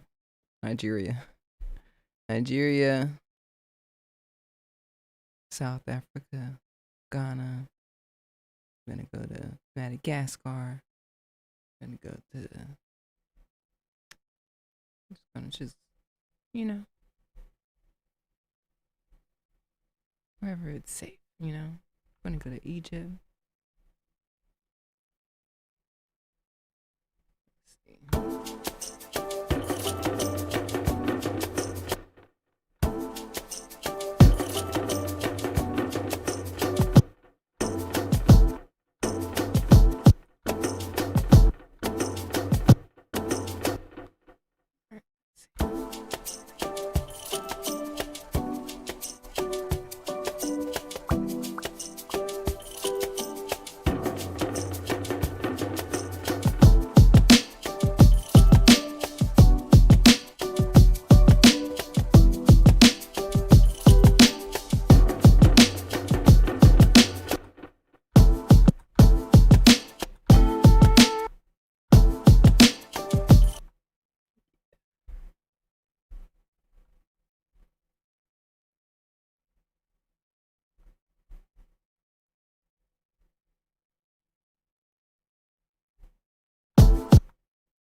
Oh, I see what I should do.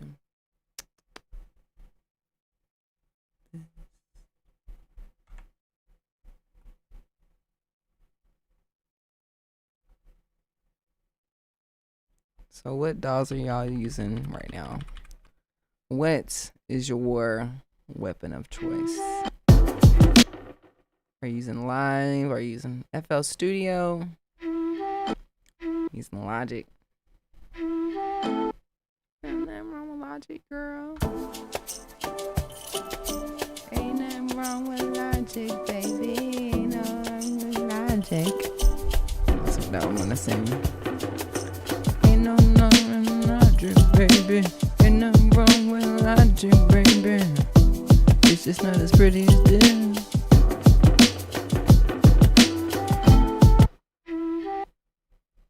Put that here.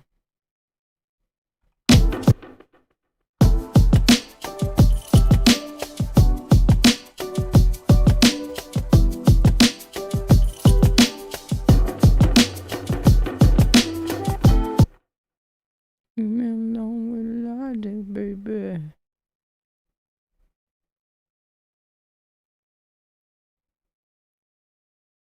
Some hot sauce on my burrito, baby.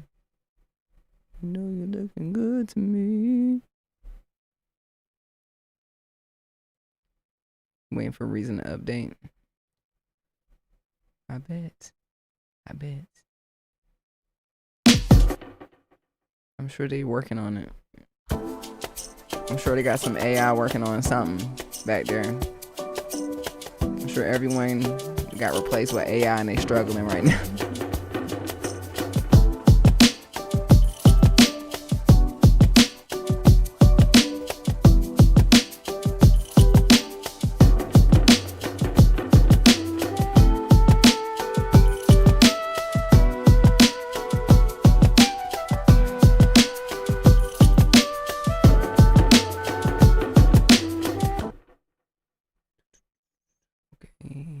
Distinguish these two bars. This one's like the intro. We're gonna be organized. We're gonna add locators. I'm gonna put. We're gonna title it. We're gonna put intro.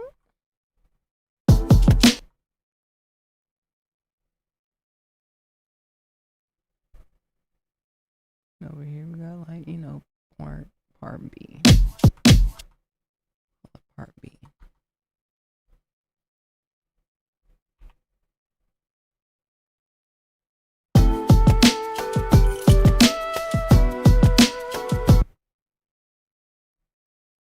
This weird stuff. Put a little E there. Hit Command J to combine.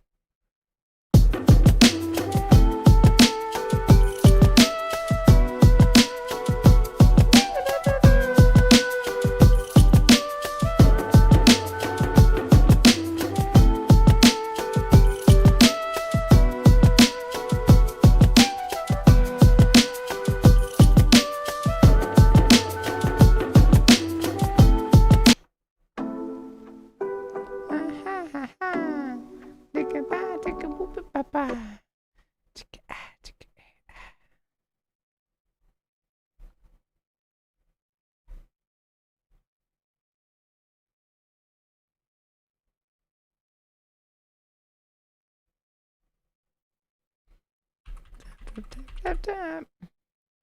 Duplicate.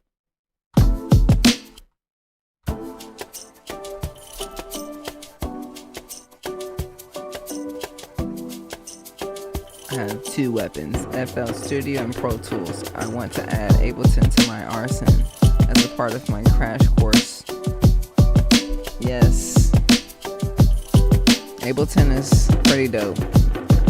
I actually told myself today I need to open up Pro Tools. It's been a few weeks. I need to go back and forth. Pro Tools is pretty tight too.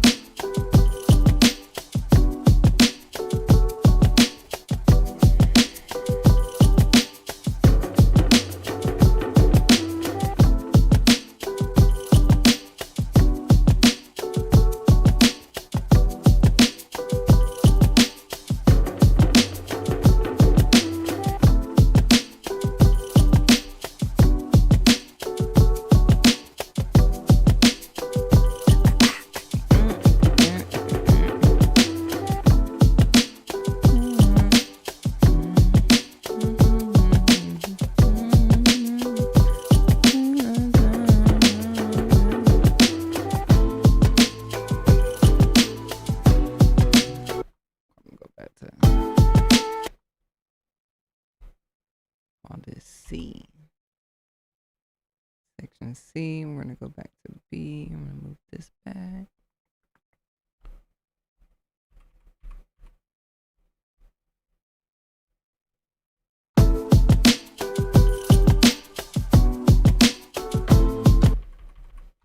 Push it over though. We're gonna grab these two. You know, we're gonna keep it. But we're gonna change it up.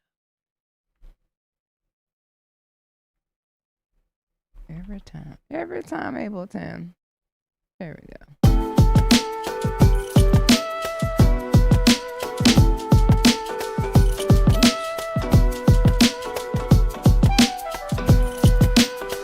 Weird.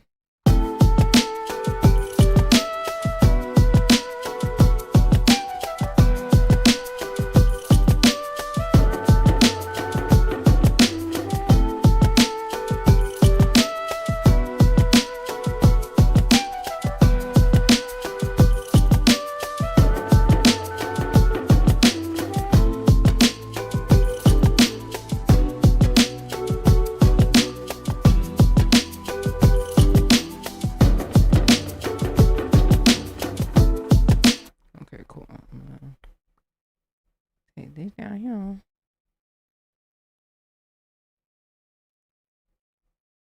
Yep. Separate you. Duplicate you.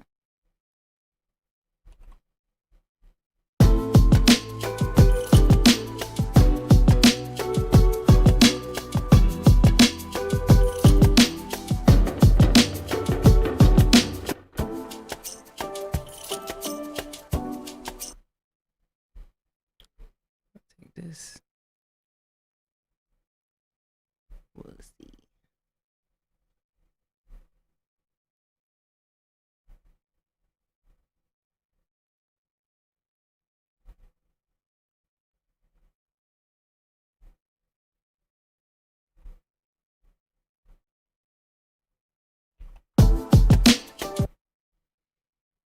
Let's just listen to the whole thing.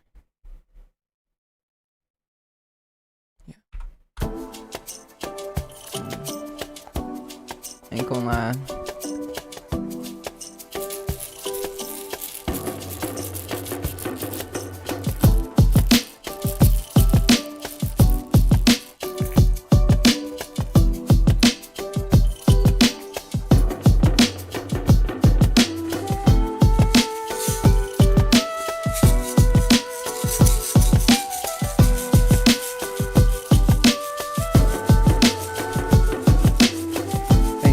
Appreciate the feedback. It's still giving me Asian vibes, but Asian's African, so everything's African. Let's put different drums in there at some point.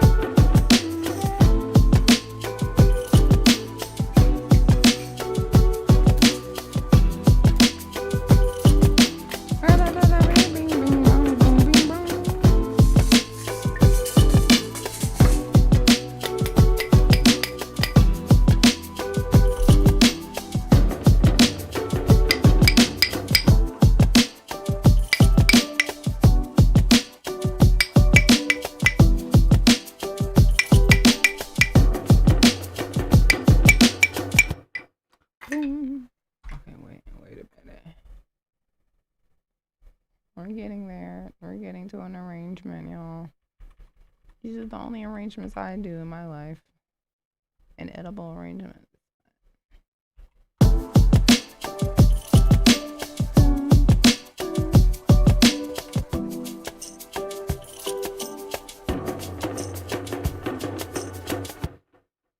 Song's done. I'm just kidding. Lots more other stuff. Let me just see. Let's see. We got microphone.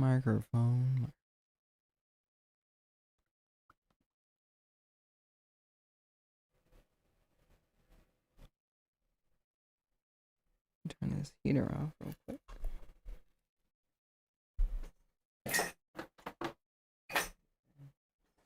The buzzing out.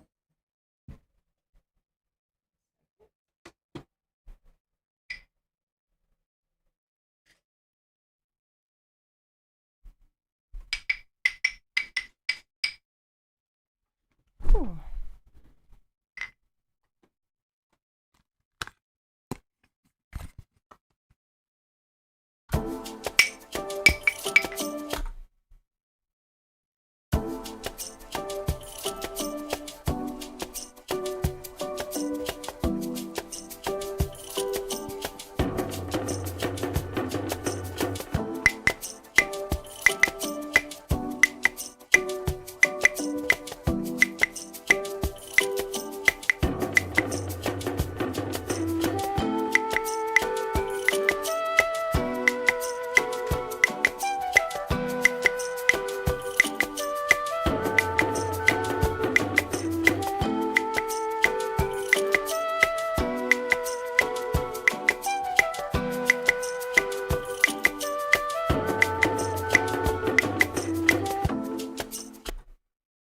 Let's hear it again.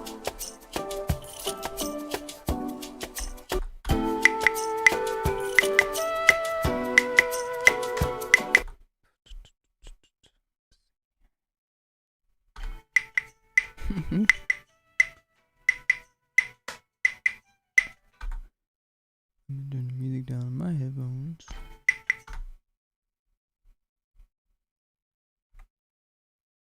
The cool thing about Ableton is that it has these lanes that are already there. So when I delete something that's an audio track, it's still there.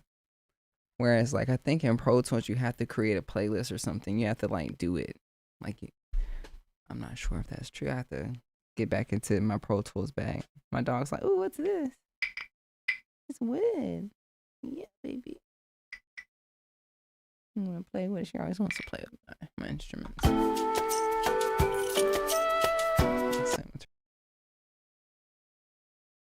Uh-oh.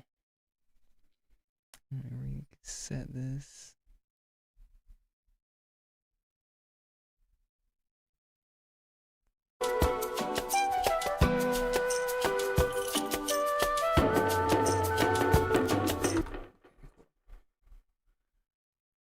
So what I'll do is mic check. Okay, just loop this.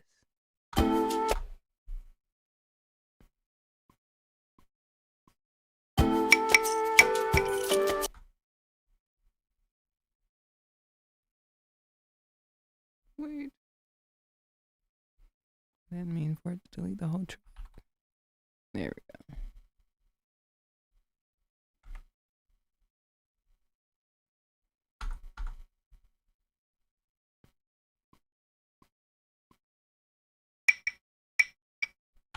Oh no.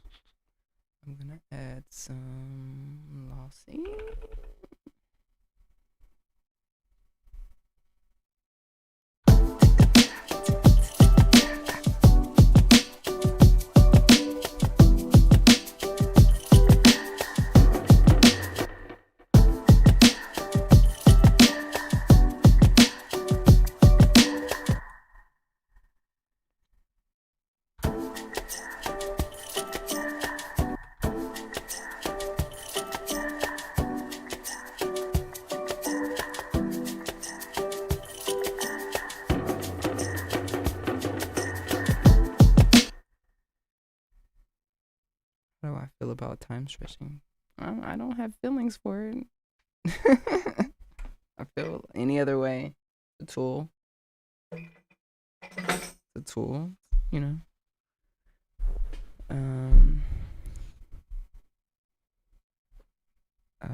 Ableton has a lot of great warping algorithms. Probably one of the best.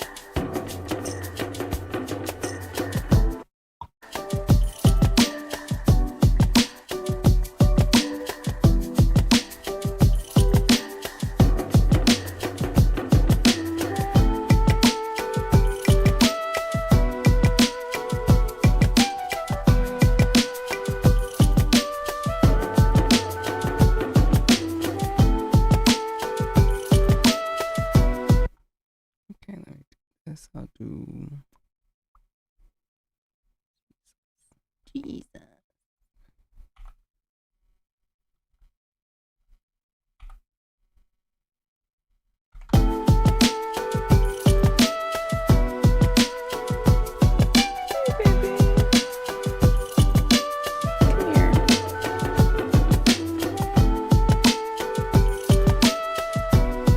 Everyone say hi to Lucy.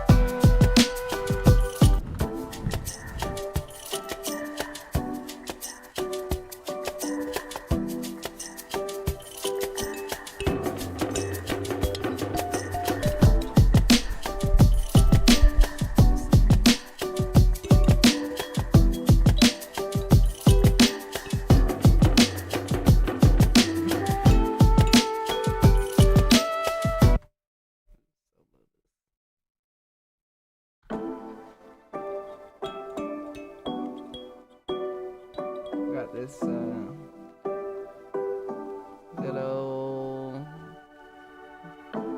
good old African instrument that I forgot. It's the Mara. Somebody put in the comments. It's like,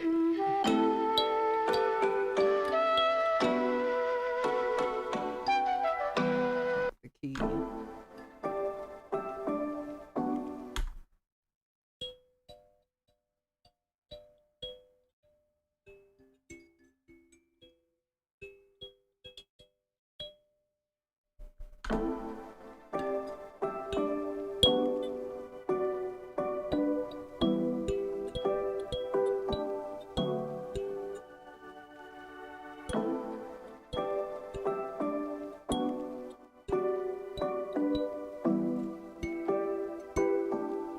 Alright, okay. First loop.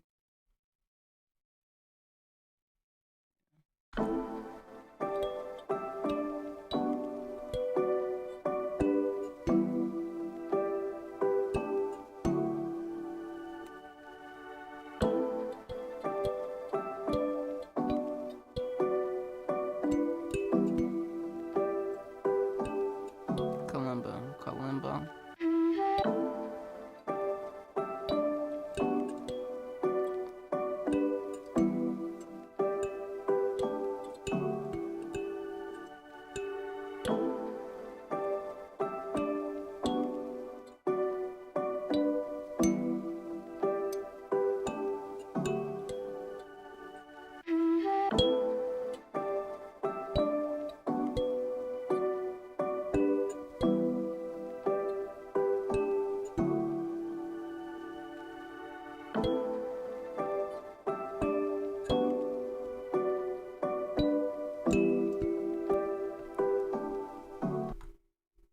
something like that. We'll just, you know, we'll just play with it, you know.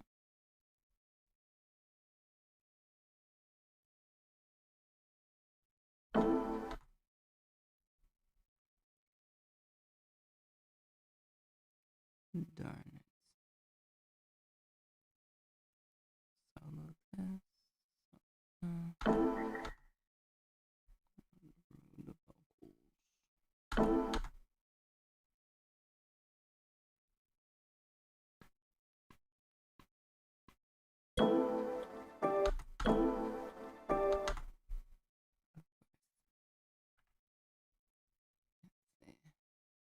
Lucy up. Up.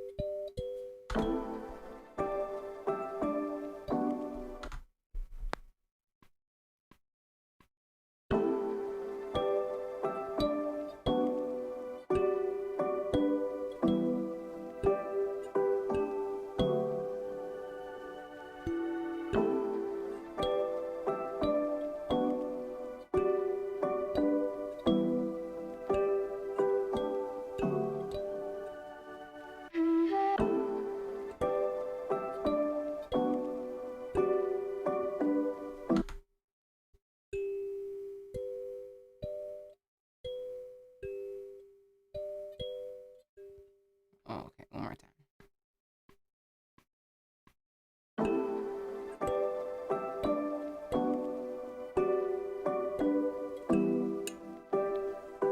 Okay.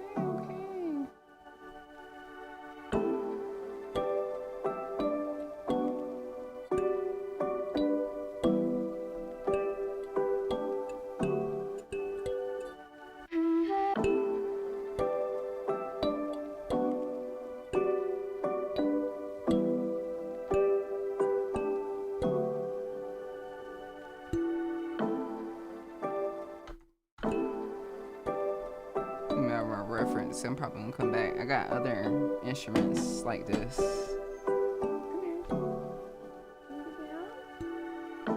She don't wanna leave my lap.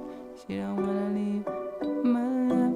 She don't wanna leave my lap. She don't wanna leave my lap. She don't wanna leave my lap. I need to dun dun dun dun dun dun. Go to my, let me get out of here. I'm gonna go to my splice sounds, get some one shots, get some more shots from there. Let's see if there's, I'm looking for a specific thing.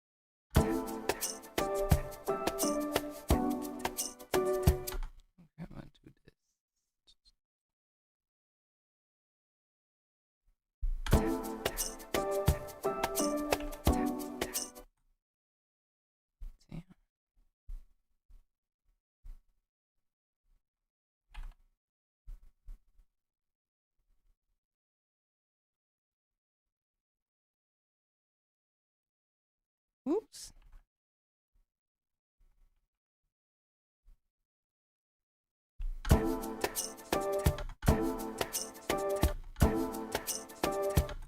Yeah, I don't like time warping.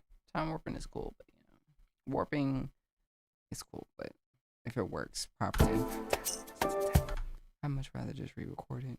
What I'm really looking for is something. Let me listen to some stuff.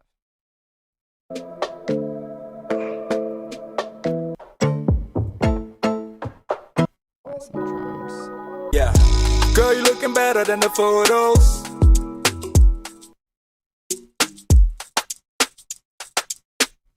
These reference tracks. I have to go to a different folder.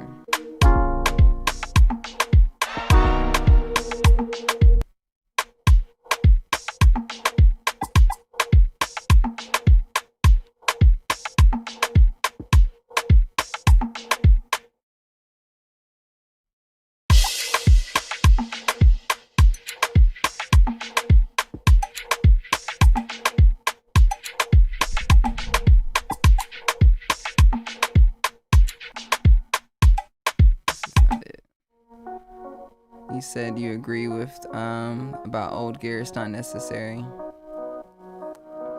Let me ask you a question. I want you to really answer this question for me. I want you to name at least 3 Timberland songs that have came out in the last, I don't know, 10 years. You don't know any. Exactly. Because he changed gear. He changed gear and his sound sounds different and he doesn't make the same music.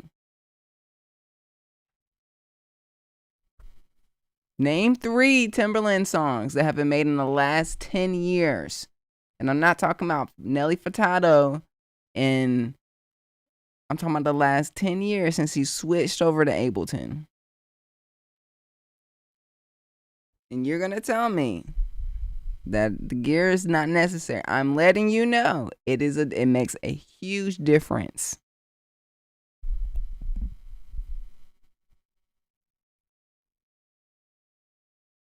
Yeah, I don't know any at all. None.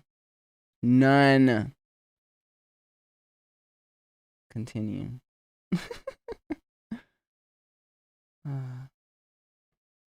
I think you'll know when you have everything, and then you're like, wow, of course your skills are great, but the sound is not sounding, you know what I'm saying? So what up, Bobcat, the legend? What's up, buddy? How you doing? Peace and love to you. That's a nice drum. Let me download the drums real quick.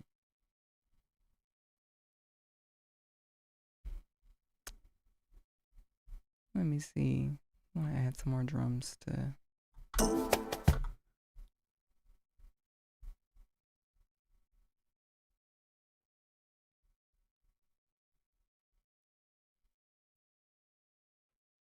I'm doing good. I can't complain. Making some lo-fi Afro beats right now. It's Friday. Got my puppy in my lap.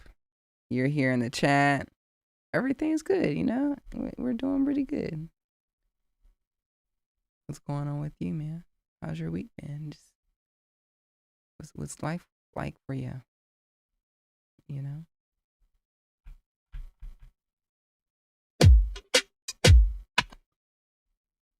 Okay. Testing some drums out real quick. Just having some fun. I've got a lot of this song already done. Usually when I'm at this point, I should stop so I could come back later onto it, but I have another idea. I should go ahead and just, see if my idea works.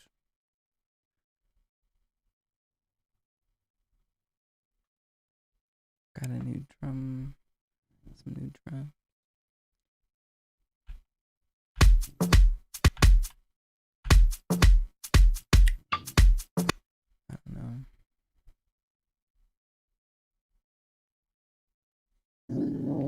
Lucy. Lucy says hi.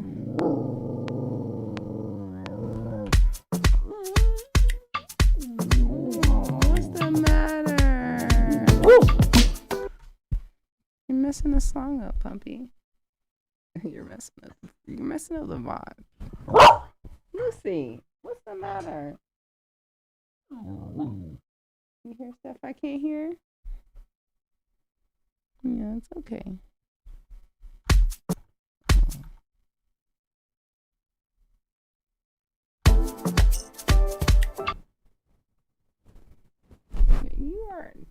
You are just being a puppy. Why are you licking me?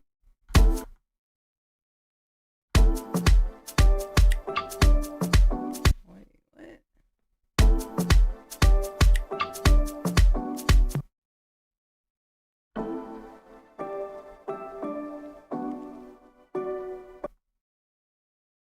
You know what?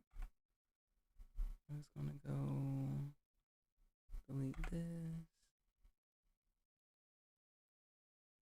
We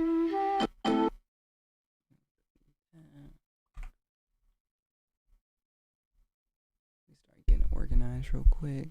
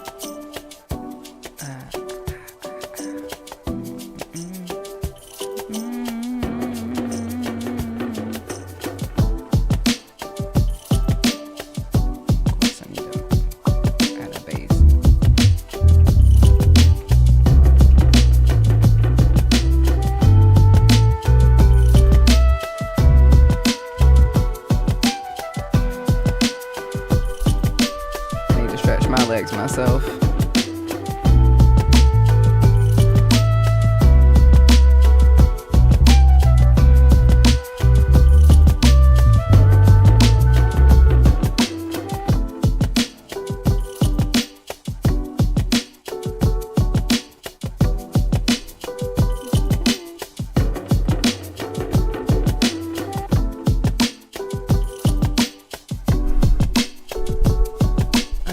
Stretching, super important.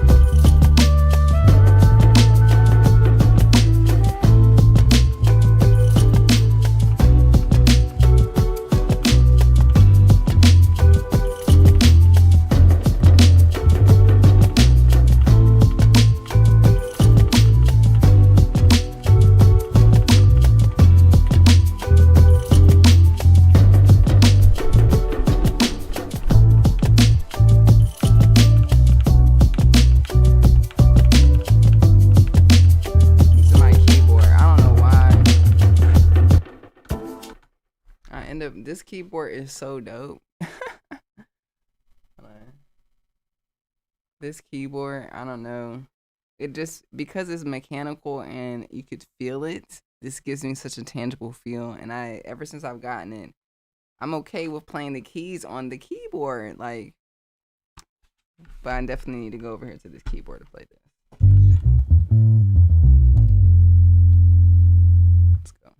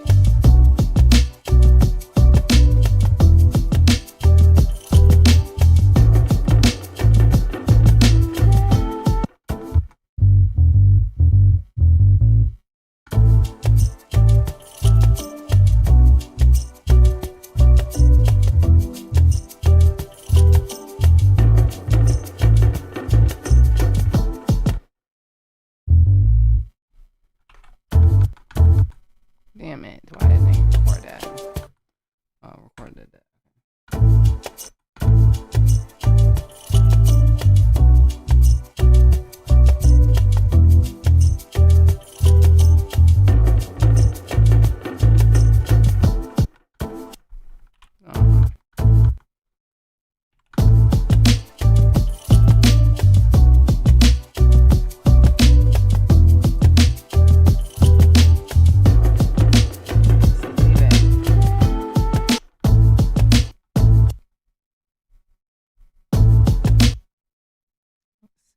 Works.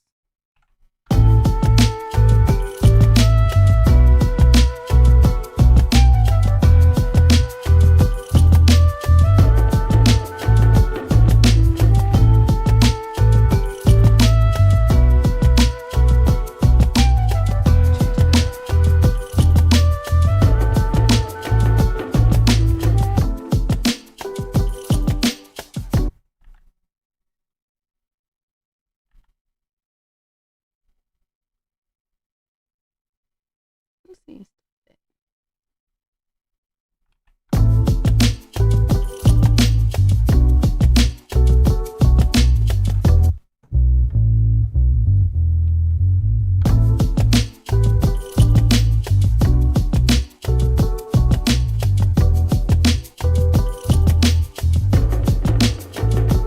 Hey, what's up? What's up? What's up? What's happening? What's up? What's happening? We see him. It's a Friday stream. We live, baby. Change it up. Let me just give a variation right here, and let's do a loop. Right here, we got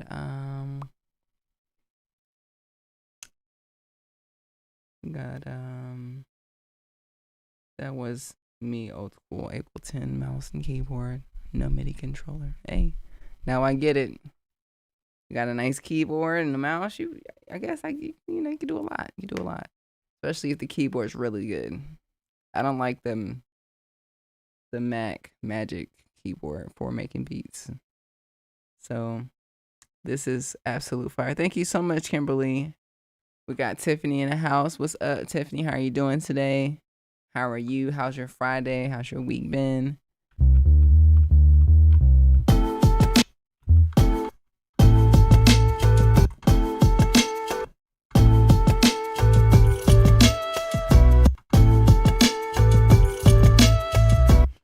Okay, what I could do. No.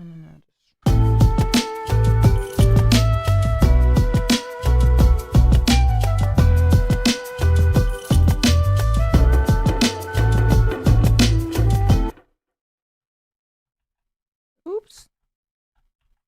All right. Ooh, I don't even know what I just did. What shortcut did I just do?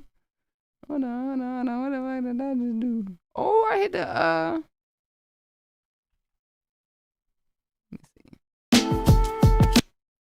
Let me see if I can do it again.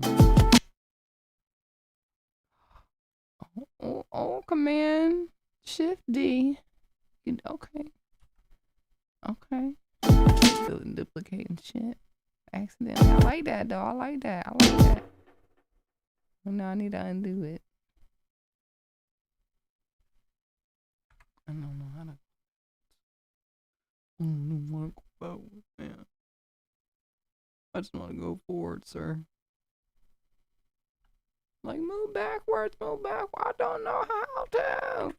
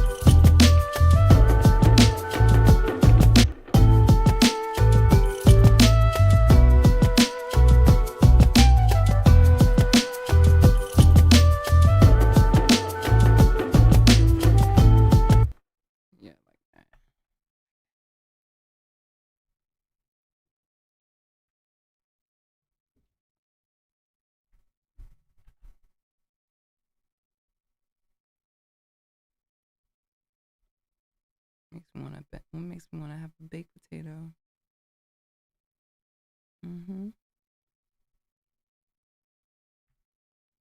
It makes me want to have a loaded baked potato. I think I'm just addicted to potatoes, y'all. I have to tell myself, I can't eat potatoes every day.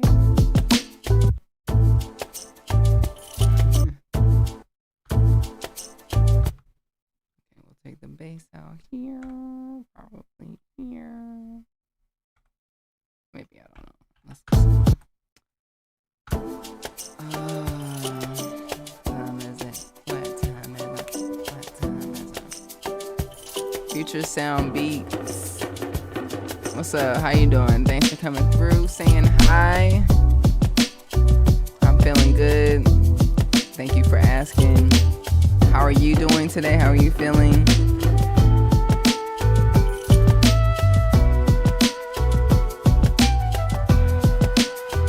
Looking like a lo-fi Afro beat right now.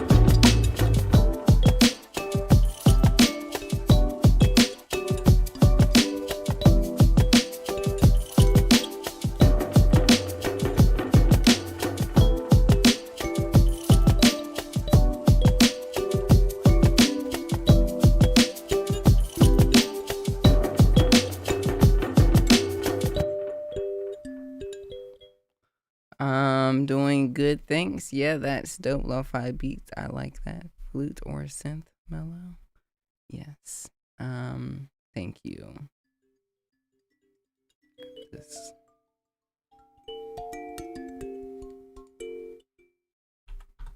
Caramba.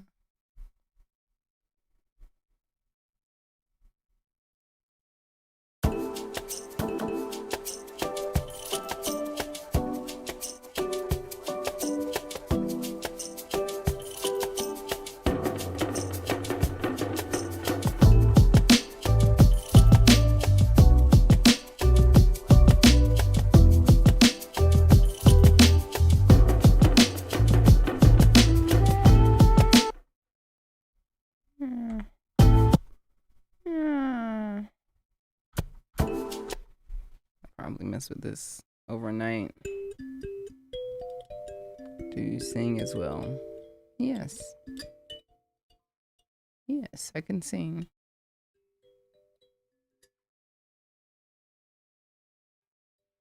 No, I don't rap.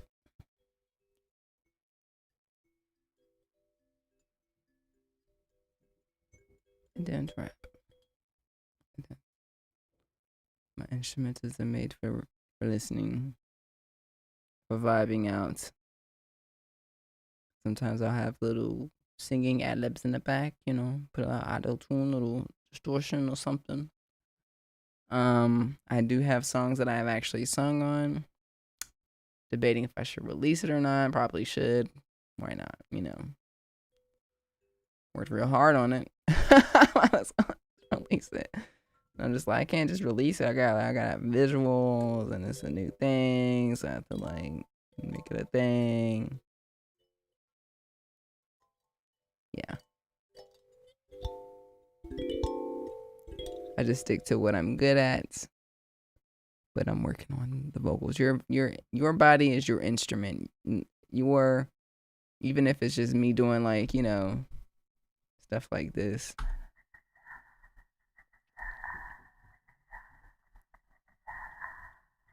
Just to get a rhythm.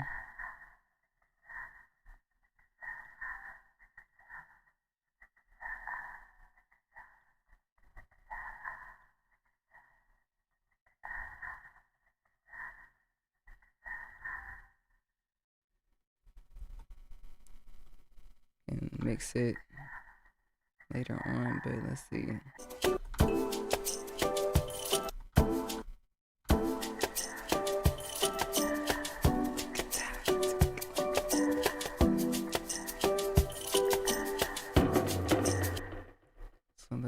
a compressor on it.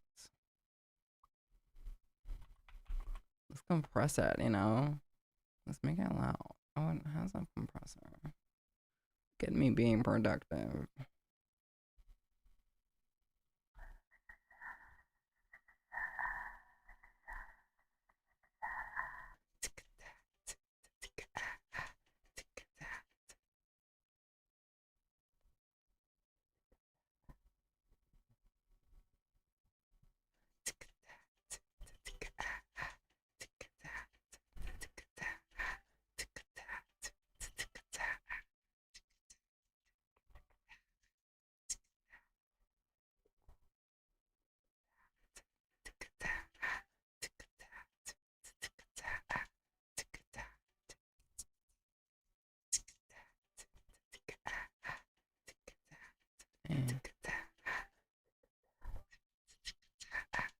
Take some down on the side.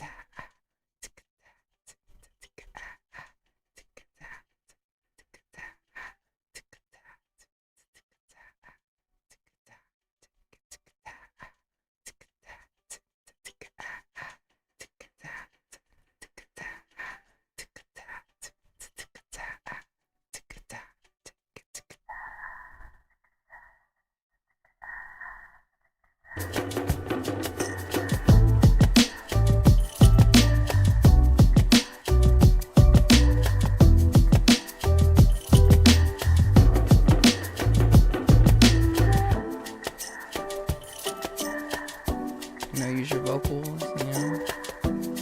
You gotta sing traditionally all the time. Your body's an instrument, so yeah.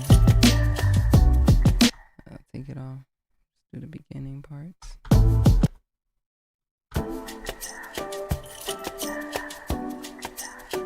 Let's do this whole thing real quick.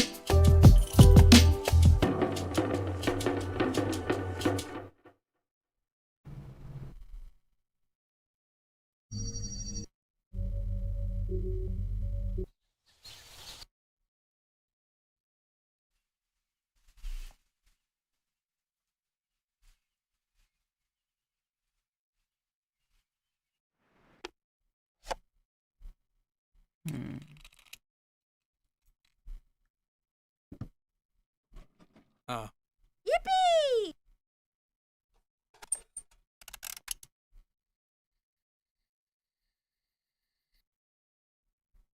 Okay, let's put this down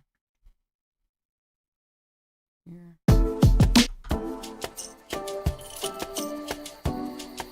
Now we're in Africa.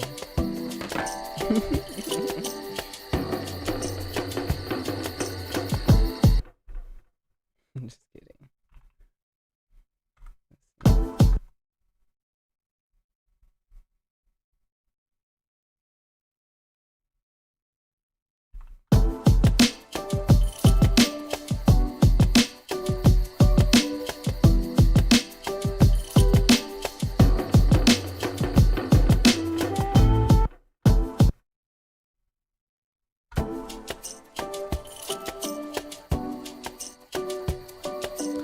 Do a Salamanca remix, please. I don't do remixes.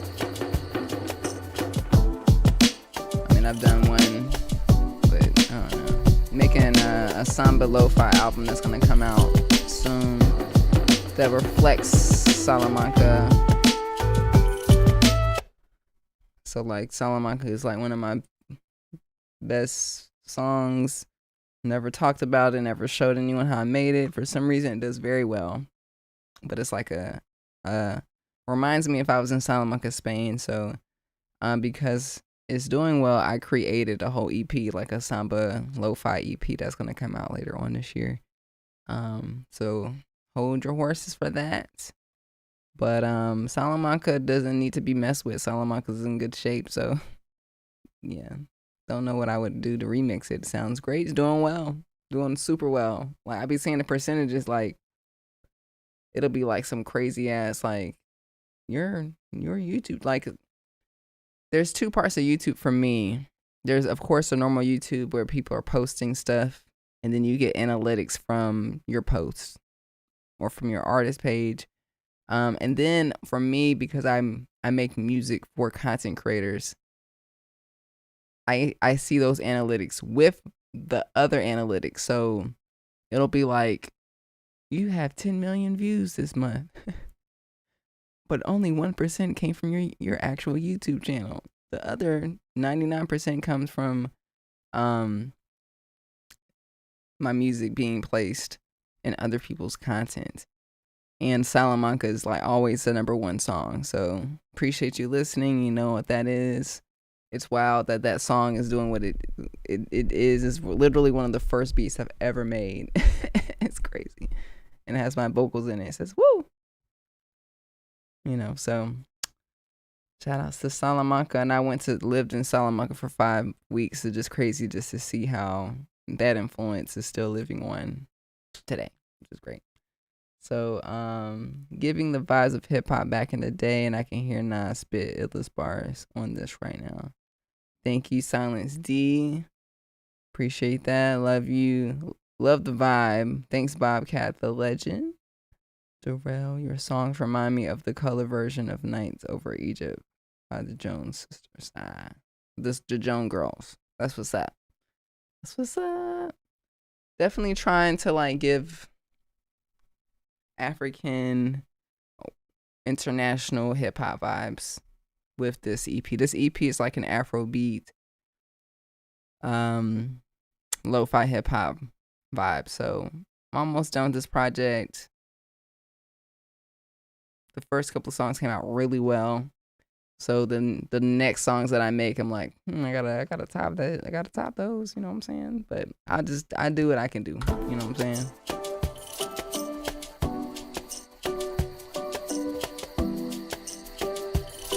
So we got nighttime, we just got different vibes, different atmospheric options. So I don't know if it's given nighttime, so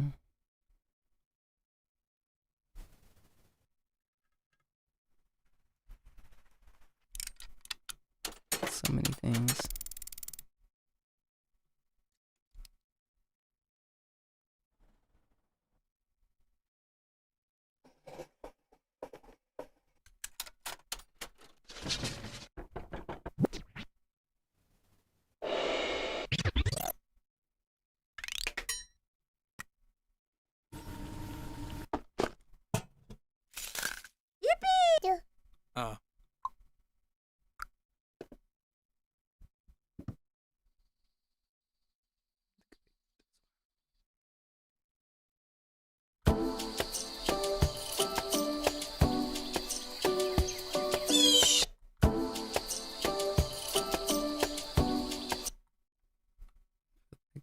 point I may have used this. So I'm gonna make sure I use a different part of it.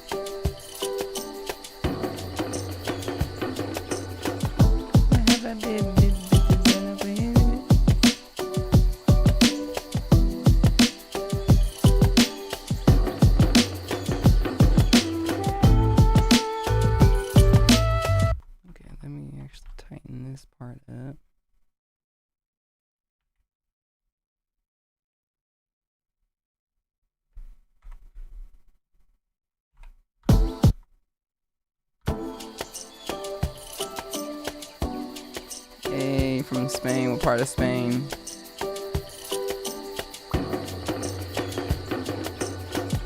Oh Lord, it's raining. The East Coast got all the rain. I gotta definitely go outside myself. Sometimes, you know, all week I've been wanting to make music, and now I'm just stuck. And then I get into the vibe. What really trips me is just having to do other things. Like, you have to go eat, you gotta sleep, you gotta take your dog out, you know, basic stuff. Sometimes I'll be like, man, do I really need to stretch? Yes, I do. But it's a lot extra things that make sure that we make good music, you know? Make sure everything's taken care of.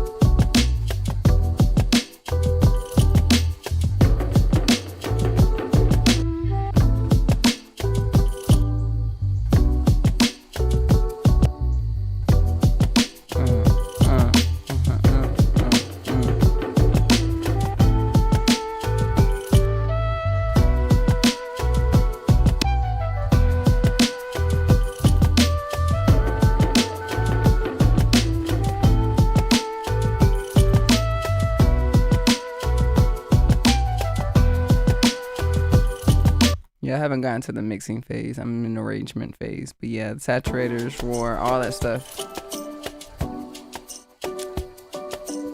All that stuff is great.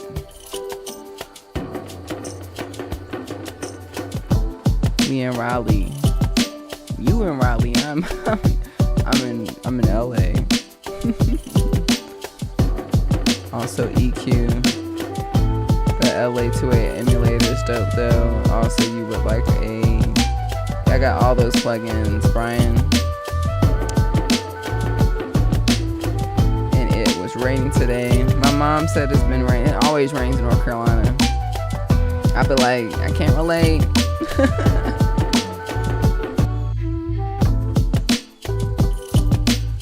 Hi from Detroit. Shout outs to Detroit and their new Hollywood sign. Have you seen it?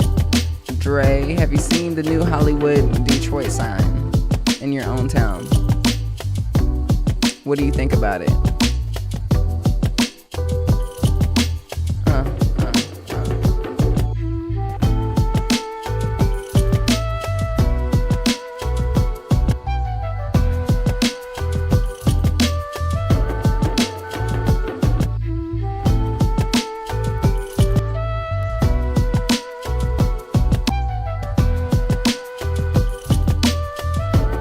after today, so what I'm gonna do is take a nice walk, go eat some dinner. It's 5 o'clock here in LA. I've been on live since 2 o'clock, so it's been about 3 hours. Made a whole beat, like an Afro beat, lo-fi hip hop beat. And said it's 10 feet tall and 4. Yeah, they should have used that money for something else for sure.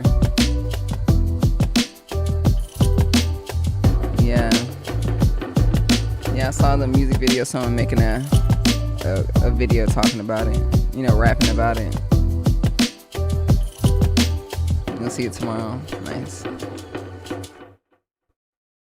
Alright, I gotta make sure I saved it. I just realized like the whole time I ain't saved it at all. Just imagine. No, I don't like to imagine it. Let me create a new folder.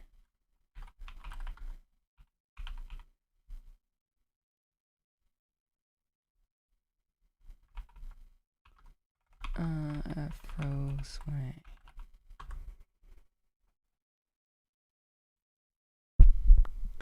Well, would you like to delete?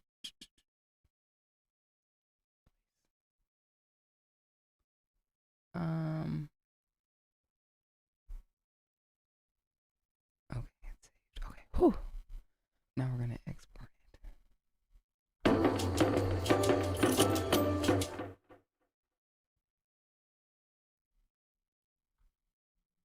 Put a little indicator for the end.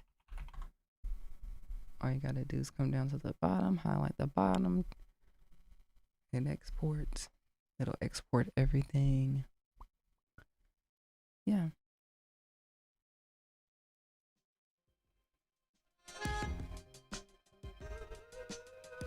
This beat will probably be heard for years and years and years to come. But we never know. We never know how things are gonna be when we make stuff. You never know. I never knew Salamanca was gonna be heard like literally billions of times. Literally, I'm not even kidding. I mean, at least I've been.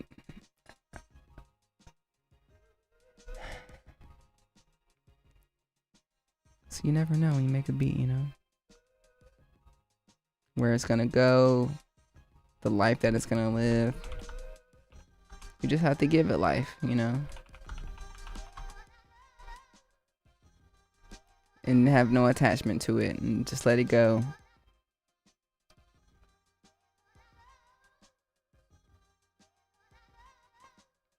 Just like those beats that I sent to the NFL. Was like, whatever, you need something, here you go. So I also explain this in the document or in the next YouTube video, but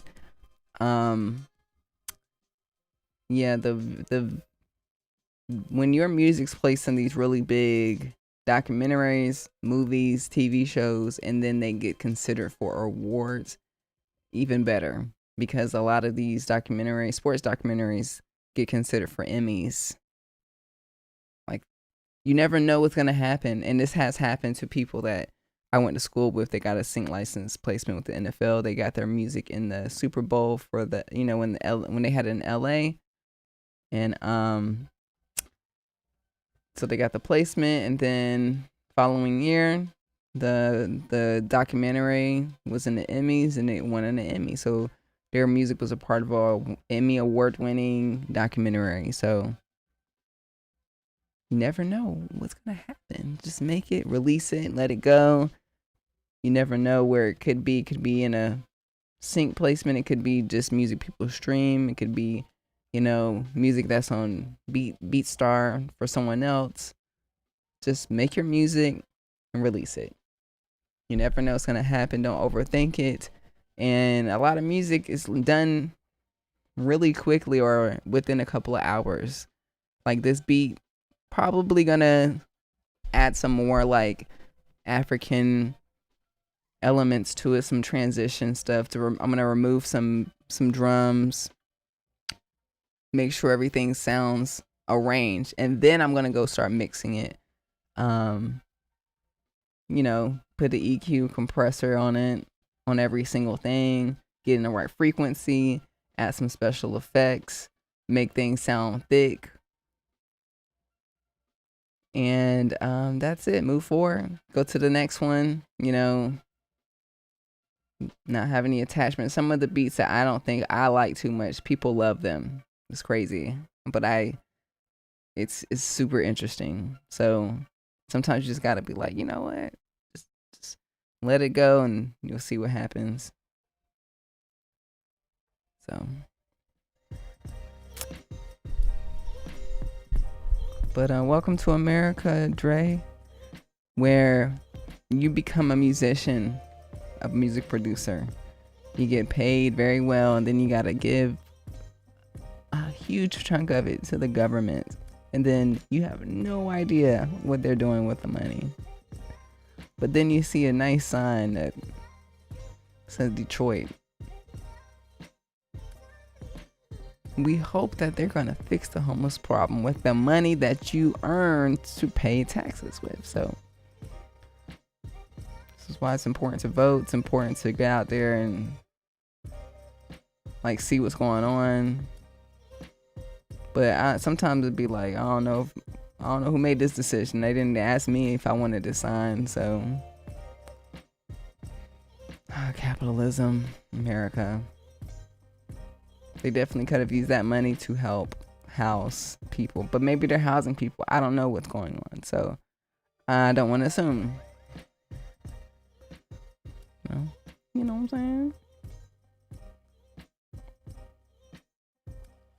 Once it hits the universe, it's on its own. Some become great, others become small, but all the beats are loved by me and someone out there. Oh, thank you, Dre. Very sweet. Appreciate that. I love all my little babies, you know, just like we make babies, you know who's gonna be president or who's gonna be, you know, just hanging out at the crib all day. We love our kids. You know, we love our little babies. Yeah, don't overthink it. I feel it. Yep, exactly. So bait and switch sign for the NFL draft. Now it makes sense. Follow the money. Well, we are hoping that when things come to cities, they do boost the economy and it helps what's going on, especially those cities that really need a lot of help, you know. So we hope that you're gonna get more funding, more businesses coming out there. So maybe it is an investment. People are talking about it, right? People are talking about it. It's a talk piece. So maybe it is doing something. Maybe it is generating money. People are going to see it. You're going to go see it. Maybe when you're going to see it, you're going to stop by the local smoothie shop and get a smoothie. Maybe it will boost the economy. You let me know. Tomorrow, come back on Friday. You let me know what money you spend on Saturday. Don't go to Walmart or Target. Go to the local, whoever Keith Lee shouted out in Detroit that has good food. So what are you talking about now? 10 foot tall, 4. We're talking about the Detroit sign. Dre is from Detroit. Dre is explaining that it is a bait and switch sign for the NFL draft. Now I understand maybe they're trying to boost the economy because they need help in Detroit. But a lot of people don't like the sign. The sign doesn't look... It is what it is. But hopefully this time next year, more jobs will be jobbing, more people be less off the streets, and more opportunities. The NFL they got money, so hopefully they do come out there, and it's just an effect. Like the NFL effect is real. Like it's like as they show up, everyone shows. Just like Vegas. When I went to Vegas, the week of the Super Bowl, it was all NFL themed. I mean, if the NFL wasn't there, it'd be like it would smell like an ashtray, and it wouldn't be pleasant to be there. But everyone was excited because of a football game. I don't even watch football, but I was out there like, yes, Super Bowl. So I just got here. I just thought it was a random, yeah. It's cool. I just finished making a beat, Afro lo-fi beat. I'm gonna take my dog on a walk. I'm gonna finish the night with some dinner, maybe get some pizza. I hope y'all have a good night. Sarah, do you know a web host that allows you to upload your music to them directly without having to be hosted? Sound clicks. Hold on. Ooh, I hurt my neck. Girl, I need a massage. Do you know a web host that allows you to upload your music to them directly without having to be hosted on SoundClick/Spotify? So if you have a Shopify account, there is a so it may also be outside of Shopify if you have a different website host. But I'll give you an example of what I learned. Shopify is where you have your website, right? Shopify has this thing called an app store where you connect other businesses to your web page. One of these businesses is called Single. This is where you as an independent artist can upload your albums, your music. They actually report the music that's being sold to Billboard, so it can all be tracked properly. But this is where you could basically have your own, like on your website, have it to where it says buy your album, and then they are able to track it properly for you. That's one way. But I don't like that they're literally charging. They charge an arm and a leg. So they have a free version where you can upload like one song per month, which is fine. But when I wanted to upload microwave beats, it was like over $1,000, and I was just like, wait, delete.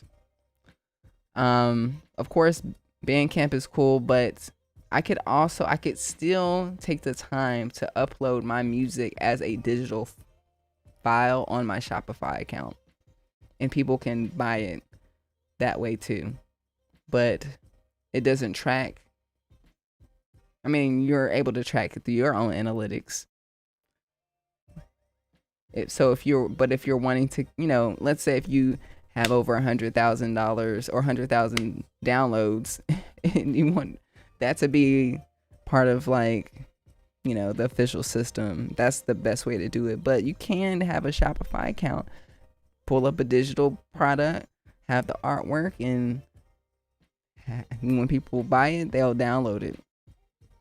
I think I'm gonna do that. So many cool things you can do with the internet, you know what I'm saying? So hopefully that answers your question. So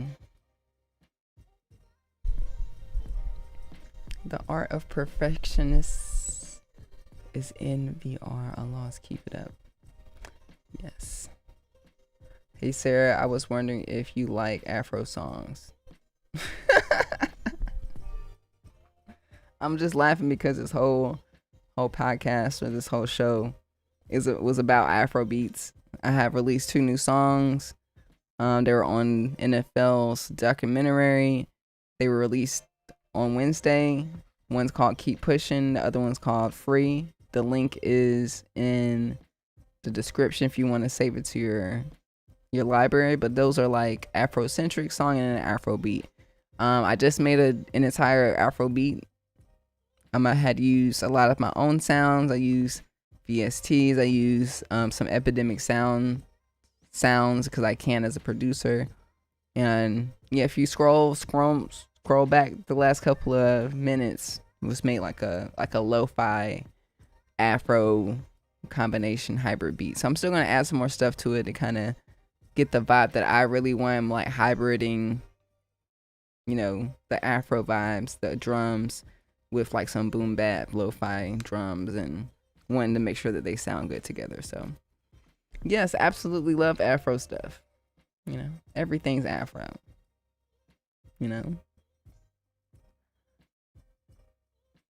Is there a different reason why I want to put music there? Is there a way I can talk you off of here? I don't want my idea to get out. The best way,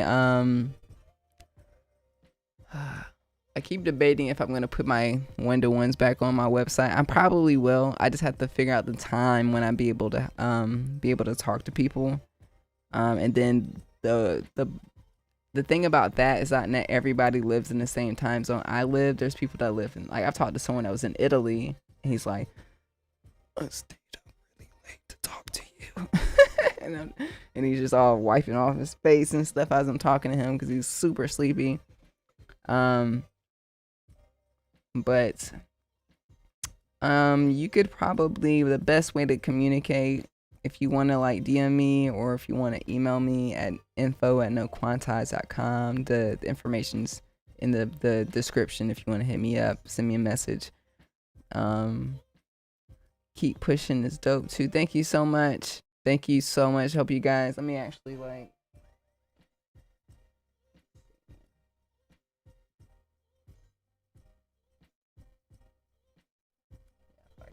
okay.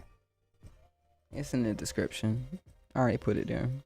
It says keep pushing. Add it to your library, baby. Cause I'm working on, of course, continue to make lo-fi beats and boom bap beats, just like how I normally do. Just like microwave beats, real fun. Soul beats.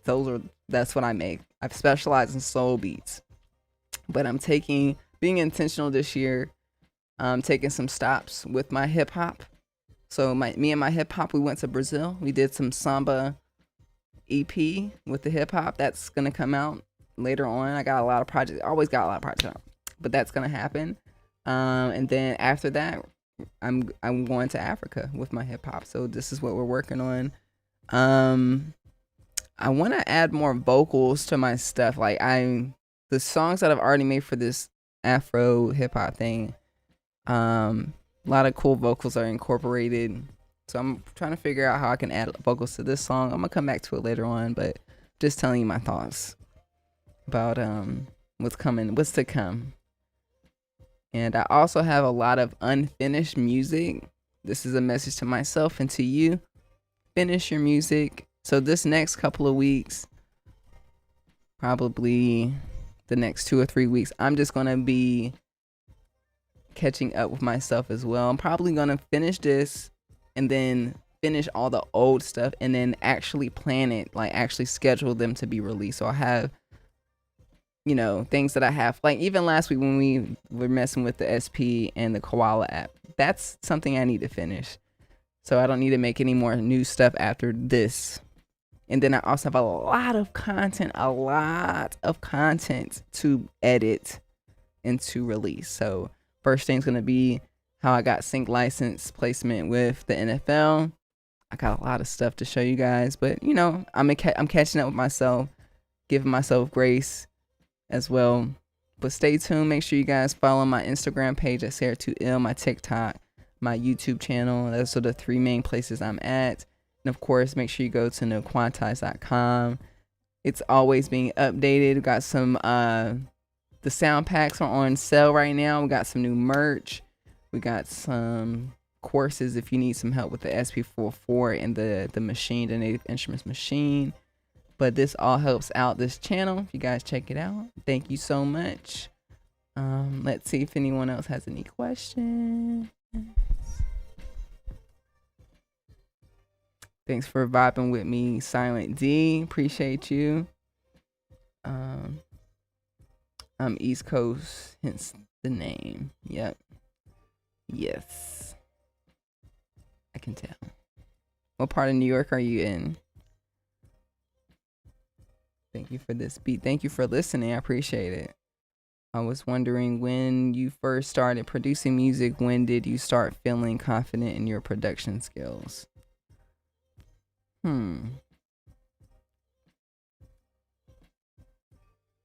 Let me think about that.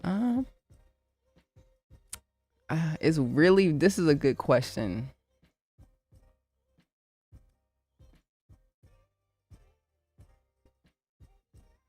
Because a lot of people's issues is their mindset. And once I started to change my mindset, that's when everything started to come easy for me and effortless. And it's not just making music all day, every day. and gaining skills and going to school, and that's very helpful. That's super helpful. That's super helpful. Getting an education is super helpful. Learning all the time is super helpful.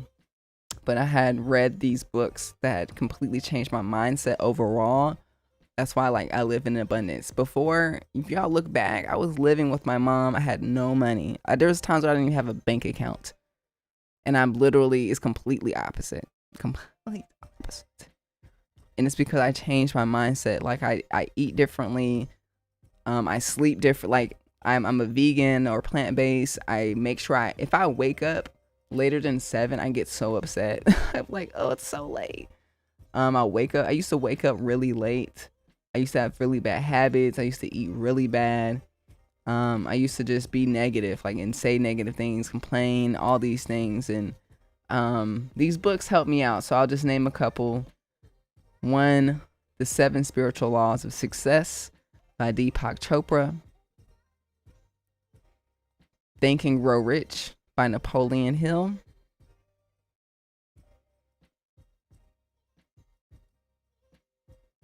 We Should All Be Millionaires by Rachel Rogers.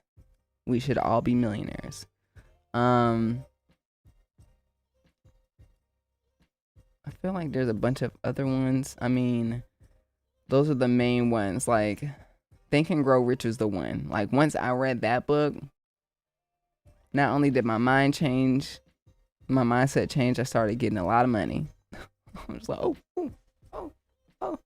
That's because it makes you think smarter and not work harder. It's amazing. So I would start off with those 3 books and just tap into making sure that you monitor your brain. You're gonna have to meditate, you're gonna have to do affirmations every day. And that's what these books are really about. They're teaching you how to live a better lifestyle so you could have a better mindset. Because the thing is, when you do affirmations every day, you're telling yourself every day that I am one of the best music producers to ever do this. And you tell yourself your intentions. So when someone comes around and they're like, hey, what do you do? You're like, I'm a music producer. And then when you say you're a music producer, you have to actually have action behind it. So you have to show they're going to probably ask you, where's your music? So then you're going to have music, right? So you have to follow up with what you say with action. So you're probably going to end up using actions with your words. And making a 30-day beat challenge changed everything for me, because I created a habit of doing something every day. I honestly would love to go back to that. I probably will at some point. But I have so much content to make. So it's hard to balance everything, or at least try to make a beat every day for me now in this time period. But when I first started, I had lots of extra time on my hands. And what I would do is could choose a month, release music every day on SoundCloud, and hold yourself accountable for finishing it for 30 days. Because after that, you're going to be like, oh, I know my tools. I know what I like. I don't want to spend too much time browsing for stuff. And when you get a brief from let's say the NFL hits you up, or whoever hits you up, they're like, hey, it's Nike. We need this type of song. We need a Grimes type song that's like a video game, hyper pop, and we need it by Wednesday. What are you going to do when they say it's $10,000 to license it? Are you going to say no? You could be like, I'll be right back. Let me go find this hyper pop drum pack. Hyper pop. And make that money, honey. So you got to learn to let go. And that's a part of detachment, which is a law of the 7 laws of success. One of them is detachment. One of them is meditation. One of them is the law of least effort. Like I made this whole song effortlessly, just vibing, before the sun even goes down. And not only will I get paid for this song, which is going to help me, but it's going to raise vibrations. And then maybe I'll make more money from it, from royalties and all these other things. It's a law of least effort. I do this effortlessly. and that's how I earn my money. I'm not trying to. I used to work really hard. I used to like drive in the car for hours to just get to work and work long hours just to do it all over again. So there are people that live a very nice life, and you have to ask them, how did you get this? Just like this person is asking. So I'm letting you know, I'm giving you the tools to pick up a book and apply it to your life. Please. You can't be making beats all day. I used to wake up and just make beats. Like, wouldn't even eat food, just go straight to music. That's not healthy. Y'all got to take care of yourself before you start making music. So hopefully that answers your question. FL Studio versus Ableton, which more challenging to learn? First of all, I've never used FL Studio, so I can't answer that question. Quality and workflow may be better, but Ableton is more about sound design, plus you can get certified and qualified. Yeah, I think you just answered your own question. There's really no versus. They're both great. Pro Tools is great. FL Studios is great. Ableton is, all these places are updating all the time. It's just a matter, and you don't have to limit yourself. Like, I'm gonna open up Pro Tools once I come back. I'm just gonna open up Pro Tools and remember that I can use Pro Tools too, because Pro Tools has its own good stuff. So and they're always updating. They're trying to get better. They're listening to the community. They're asking, like, what can we do better? So, you know, it's really about what you like and what works for you, you know. But just know that if you are a professional music producer and you go into a studio and everyone's using Pro Tools and Ableton, and you pull up with FL Studios and that's all you know, not a good look. It's not a good look. We're probably not going to hit you up afterwards. I'm letting you know. We're probably not going to hit you up afterwards. Like, yo, he didn't even know how to record audio into his DAW.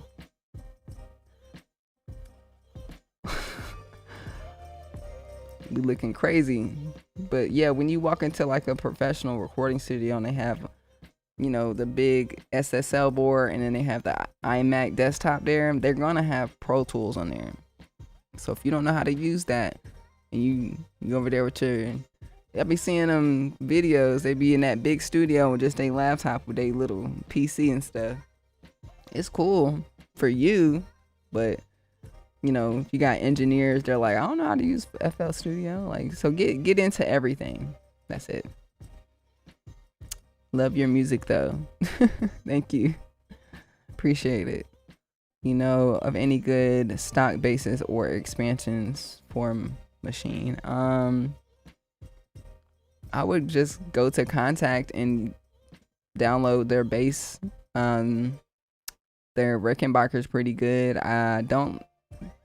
You want to use an actual bass for bass sounds potentially. I don't know how you like to rock with it, but yeah, you want to kind of have like a VST or synth for your bass so you can have more control over it. There's a bunch of, there's like, if you're looking for stock stuff, then I would just go through their bass VSTs, and it really just depends on what you like. I had to search for my sound.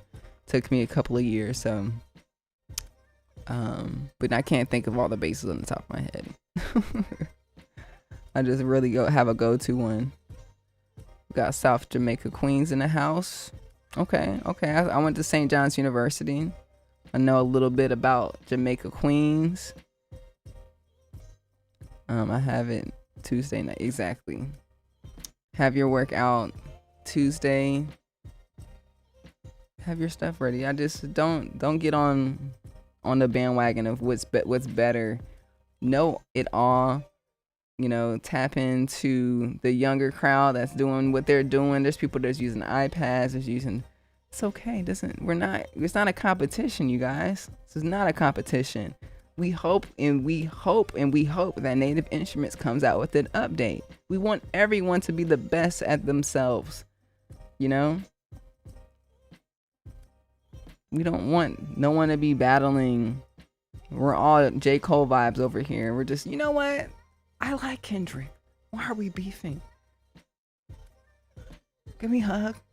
Can we go make that album that we're supposed to release?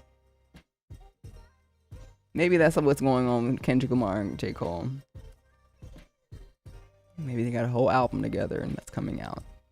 Anyways, no beefing. You just choose something, master it. Then once you're over it, move on to the next thing. So, because I'm about to open up Pro Tools and tap into that. And a lot of other stuff. Hopefully at one point I will get into FL Studio. Heard a lot of good stuff, you know?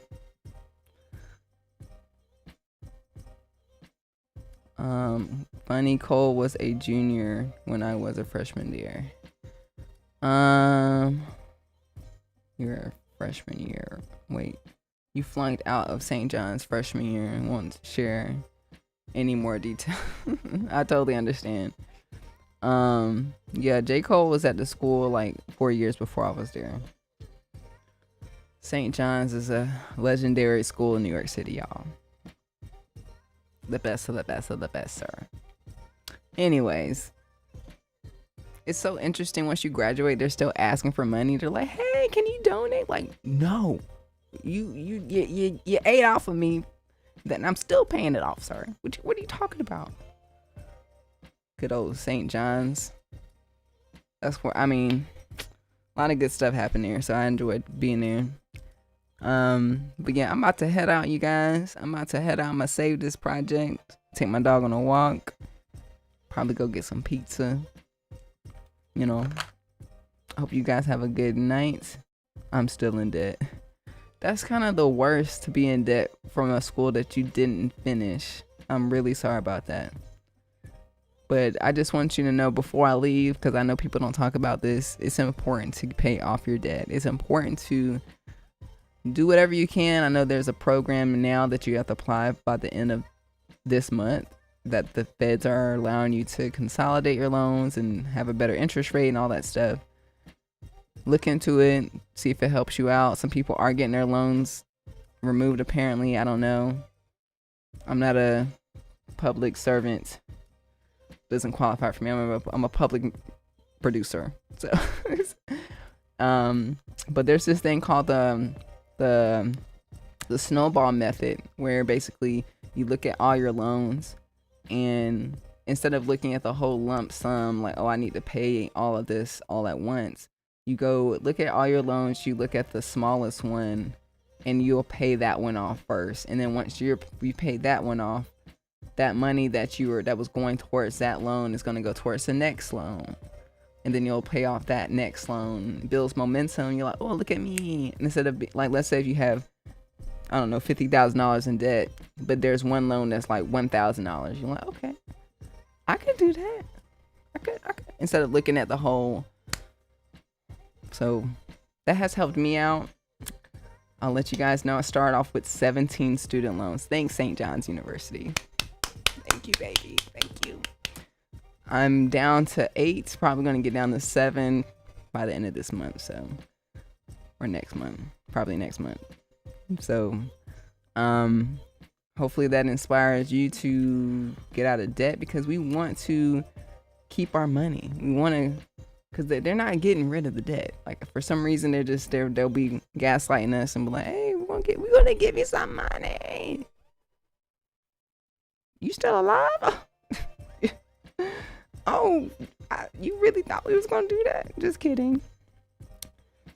Oh, your interest just builded up over that time. You owe us more, huh?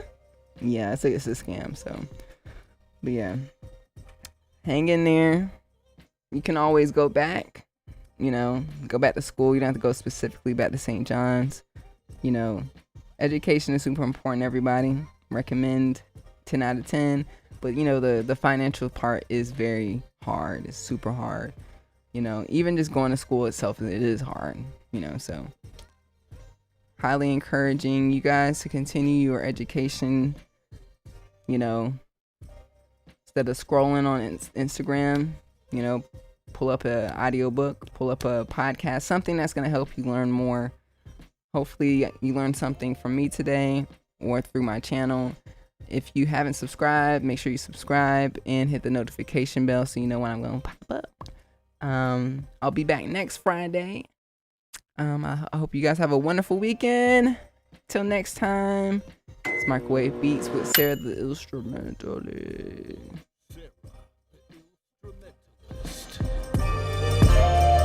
Sarah the Illstrumentalist. You're listening to Sarah the Illstrumentalist.